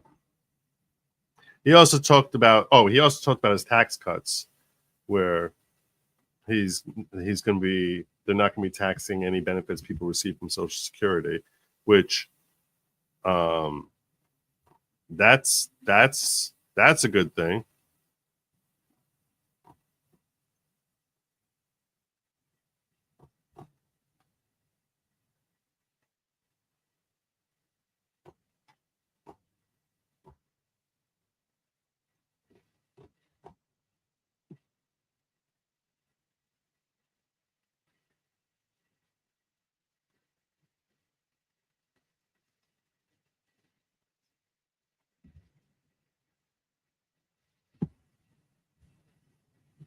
So Libs TikTok, I didn't see. This is interesting. DC Mayor Muriel Bowser just confirmed that the Black Lives Matter Plaza in DC will be renamed after Republicans introduced legislation to force it to be renamed or lose federal funding. That's funny. I'll trade Representative Al Green for singer Al Green. Okay, fair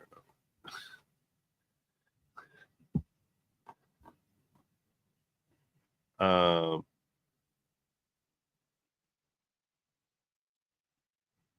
Wow. About DJ, and I hope I think this was a lesson in finding one thing that you let yourself feel, and I let myself feel joy about DJ, and I hope he's alive for another 95 years, right? And I hope he lives and the life. Trump said that was the kid DJ, this kid over here that they had. DJ is this 13-year-old kid. Trump said 5 years ago he was diagnosed as having 6 months left to live. And he made him an honorary federal agent in the Secret Service. 95 years, right? And I hope he lives and the life he wants to live. He wants to be a cop. He knows what he wants to do. And maybe when you have childhood cancer, that crystallizes for you. And I hope he has a long life as a law enforcement officer. But I hope he never has to defend the United States Capitol against Donald Trump's supporters. And if you're an idiot. You're an idiot. You're a doofus. You have to politicize everything. You're a vile scum. What the hell is wrong with you? Seriously, what the hell is wrong with you? It's your soul must be so twisted. You heartless wench. My God. My God, how rotted is her brain? Like, that's where you go. If he does, I hope he. What the hell does Secret Service have to do with the Capitol? You're such an idiot. Like, you have to try to find some way to twist this into an anti-Trump. You're such an evil bitch. God. Thank you, Rosemary J. I appreciate that. Glad you're here. Please make sure you like and subscribe. And I'll tell you something else. Check your subscriptions, because YouTube unsubscribes a lot of folks from me. I hear that all the time. But welcome. I'm glad you're enjoying. He isn't one of the 6 who loses his life to suicide, and I hope he isn't one who has. Oh, you're such a sicko. You're a sicko. First of all, they're Capitol Police. You stupid idiot. To testify against the people who carried out acts of seditious conspiracy. What a lunatic. And then live to see Donald Trump pardon those people. You're a friggin' lunatic. You're seriously a lunatic. Cole Wallace.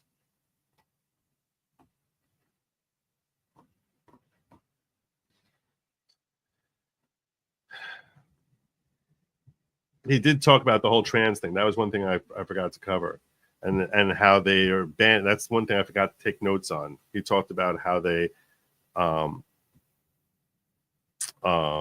put forward a measure to keep that he signed an executive order banning trans women from female sports, and threatening federal funding. My mom bathes me and my brothers all together. And out of nowhere, I locked up. And then my dad was calling my name, and I started going to the slow thing, and he said, "Stop playing with me." And I then I started to act, I ain't gonna lie, I started to act slow. And then as soon as he said that, we was speeding all the way, running lights, going to the hospital. And then next thing you know, I was seizing on the table. They said, "No, we're gonna have to go in his brain tonight." Ever since then, I had 13 brain surgeries, and that's how many times my personality has changed. And that's something that you don't hear from a terminally ill child. They had 5 months to live. I'm gonna keep on going until my gas tanks run out. And that's when God calls you home. You never know when God's gonna call you home. I wouldn't be here if it wasn't for my dad. I know he's pretty proud of me, and I'm pretty proud of him too. And I'd like to thank President Trump, because if it wasn't for him, I wouldn't be here today. But you wanna know the craziest part? Because my mom bathes me and my brothers all together. And Wow. Wow.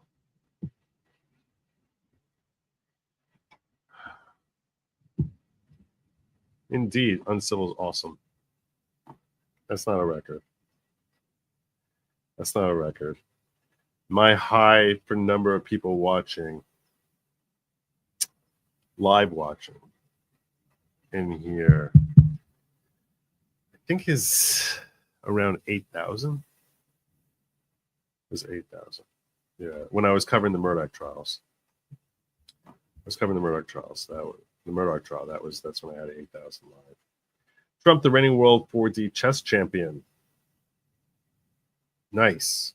It was like, I think it went up to 8,600, but some of them, it probably was about like 1,000 or 2,000 on Rumble. So it was probably around 6,600 in here. But yeah, it's a nice crowd. MSM personalities are corporate actors, grade B grade actors who couldn't make regular TV. Expecting them to be genuine humans is a waste. They're fed emotive talking points by the network. It's not real. I think some of those pundits use their own brain to come up with some of this crap. And yeah, there's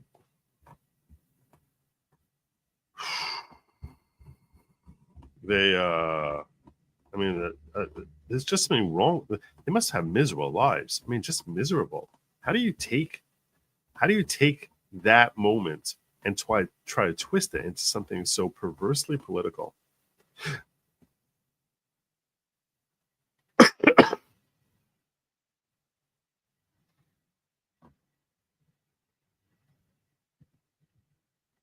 This is Democrat women showing up in pink to protest how Trump is treating men. Sorry, women. This one is not a woman. That's a trans dude.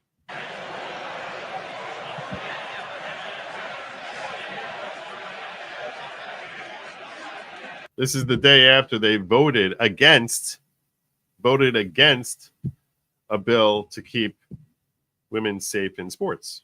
So there you go. Unbelievable. Unbelievable.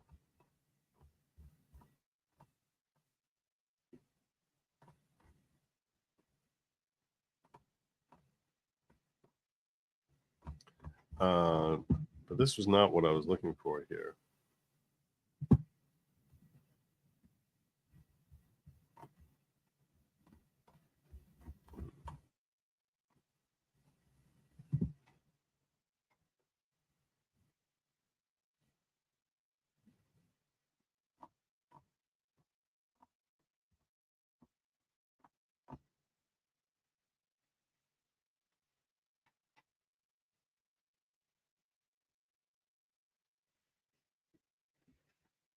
This is Jasmine Crockett, who's very upset she's not considered one of the Fab Four and is desperately trying to become known as part of the squad.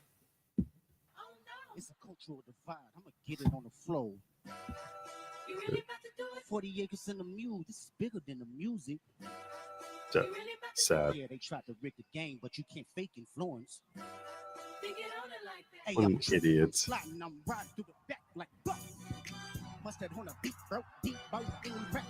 That's a congresswoman.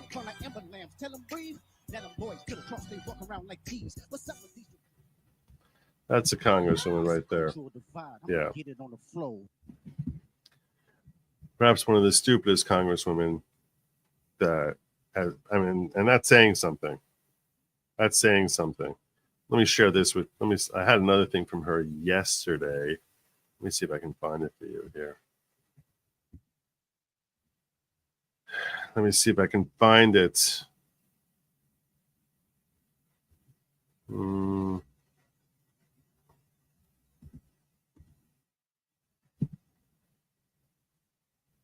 that's not it.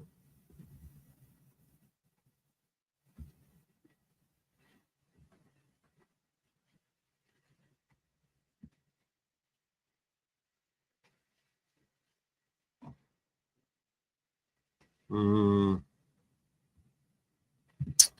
not seeing it now.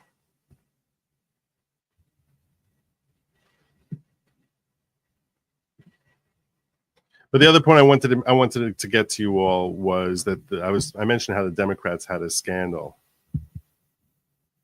and that's one thing I wanted to call to your attention before we got out of here. Before I get on out of here, this was kind of really funny.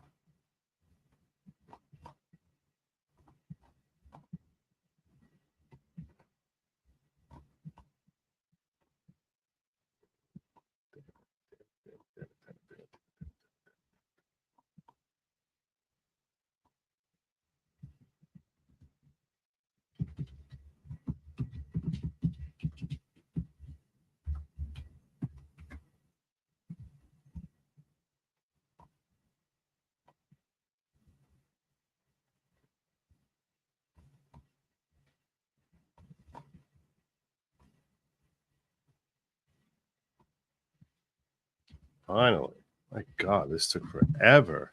I apologize. It started with this. This is where it started. This is hilarious. It took me a while. I apologize. I thought I had a cue here and I didn't. I saw and noticed 3 different Democrat senators gave the exact same speech on their social media today as each other. You had Schumer. When I win, I will immediately bring prices down starting on day one. That ain't true. That's what you Schumer, Cory Booker, and Elizabeth Warren. Look at this. just heard. Since day one of Donald Trump's presidency, prices are not down. They're up. Inflation is getting worse, not better. The prices of grocery, gas, housing, eggs, of essentials. It's not getting better. It's getting worse. Meanwhile, Donald Trump has done nothing. Goose eggs to lower prices. Instead, he's pardoned violent criminals who savagely beat police officers. He's letting Elon Musk take a chainsaw to vital government programs, and then even worse, giving him access. They're so useless. You're so useless. To Americans' most sensitive data, social security numbers, tax returns, healthcare bills. He's fired thousands of essential workers, people who help our veterans get their benefits, people fighting Ebola in Africa so it doesn't come here. He's frozen funding for vital programs that so many American families need. Cancer research, education funding. They're sitting here as if like this is like, yeah, I have to share this with you. You need to know what's going on here. Payments to family farmers and so much more. Why are they doing this? Trump, Musk, DOGE are taking these vital services away from you for one reason only, so they can give tax breaks to their billionaires club. Their plan is awful, simply awful. Billionaires win, families lose. Well, And billionaires that win. is the truth. And that is the truth. And that is the truth. I saw that and I was laughing and laughing and laughing. Oh my God, you losers. Like so easy. Do you not think the internet is going to notice this? Do you not think that? That's when I first heard about this story. That 3 senators, these 3 yo-yos, are giving this thing together. And I was like, wow, what an embarrassment they are to the Democratic Party. What an utter embarrassment to the Democratic Party. But it gets better. It gets better. Oh, it gets better. 22 Democrats gave the exact same stupid speech. 22 of them. 22 of them. Giving the exact same stupid speech. And actually, Libs of TikTok said she found 23rd, giving the exact same speech. Elon offered a Tesla Cybertruck to whoever can prove as to who the writer of this speech was. Why do we need to elect? Why would you need to elect a Democratic senator so they can just basically say the exact same thing as 20 other senators? That is the stupidest thing. What an embarrassment. What an utter humiliation. Like, yeah, vote for me so I'll be like number 27. Vote for me. What an utter humiliation for this party. They are such a joke. Oh my God. How humiliating. How utterly humiliating. This is got White House, Tim Kaine. Yeah, this guy ran for vice president. Elizabeth Warren, Hirono, Booker, Richard Blumenthal, Tammy Duckworth. This is my stupid Senator Kim. So I have both of my senators. I have both Booker and Kim coming here. Both Booker and Kim. And Booker took credit that under Elon's post. He took credit claiming that he was the author of it. He was very proud of it. Doofus. It's so stupid. This is White House, crooked White House, whose wife took money from federal government. Dick Durbin, bunch of losers. Utter losers. Mark Kelly from Arizona. Complete and total waste of space. Unbelievable. That was hilarious. Apologize it took so long, but I needed to get that to you. You had to know. You had to know. Trump, the reigning world 4D chess champion. MSN person, oh, we got this. Elf, thank you so much. Appreciate you for the super sticker. God bless you. And no, it's not your bad. You're just relatively new. You weren't here a year and a half ago when I was doing the Murdoch trial. It's okay. I appreciate you pulling for the channel. And yeah, you know, it's nice to have that people are able to find me. Yeah. So here's the thing, you know, for growth, there's nothing quite like a trial, but you have to get the right trial. So I was explaining to you, Richard, you have to get the right trial because you're watching the wrong trial. It's boring. If people don't care about that particular trial, you're committing to basically working. And I know most people think it's not work, just doing what I'm doing. You're like, what's the work? You're just sitting there talking. No. You have to be here providing content and talking for 10 hours a day and then come out at night or 8 hours and then come out at night and do a show and have content to give that's unrelated to what you're talking about. So you end up working like, and it's exhausting when you're sitting here because I have to sort of imagine being on a date for like 10 hours. That's what it's like. I need to keep this person entertained.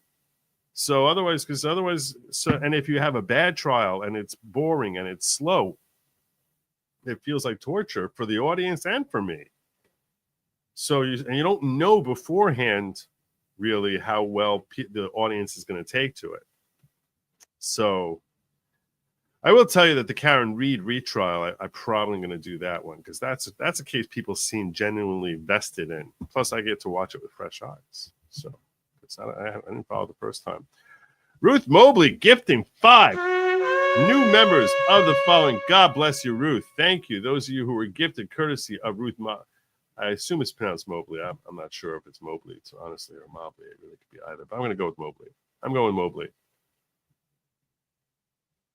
We're gonna go with that, and that includes Beatrice Replicant 182, Shai Eisenman, personal friend of mine, Shai Eisenman, gifted a membership courtesy of Ruth Mobley, as well as Mr. Beard and Joe Exilla. Welcome to the following, you fine people.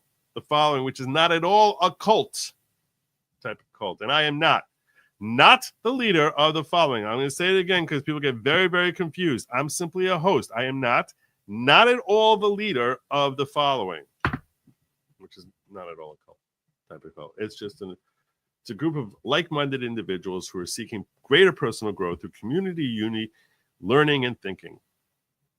So, welcome to the following. Welcome to the following. We've got cookies. All right. Is there anything else I wanted to cover with you? I think I covered most things. I think we did most things here. I think we covered most things. It's time for me to start landing my plane. Indoctrination is now a monthly supporter on Rumble. Welcome aboard. Welcome to the ghetto. Indoctrination. And again, if you could hit that like, we actually managed to cross the 100 likes in Rumble, which I don't know how that happened. Good job, ghetto. Good job. It's nice when something like that happens. Let's see where our likes are at over here in YouTube. Let's see where our likes are at over here. Oh wow, we got over 1,000. Nice. I started the stream tonight and I saw, I don't know why, before I went live, there were 10 thumbs downs. 10 thumbs downs on my stream. I never saw that before in my life. I was like, that's interesting. How does that happen? 10 thumbs downs. Which I normally, if I pull up my numbers as far as my likes and dislikes, thank God, I do fairly well in that regard. Fairly well indeed. Like when I look at my analytics, I usually end up on my likes, dislikes, getting like, I'll share. So you see, I'm not making this up. It's not everyone hits the like button. That's okay. I'm not really meant for everyone. Some people are not going to like it. But if you see over here, come over here and check out my likes, dislikes percentage. 98.3, 98.7.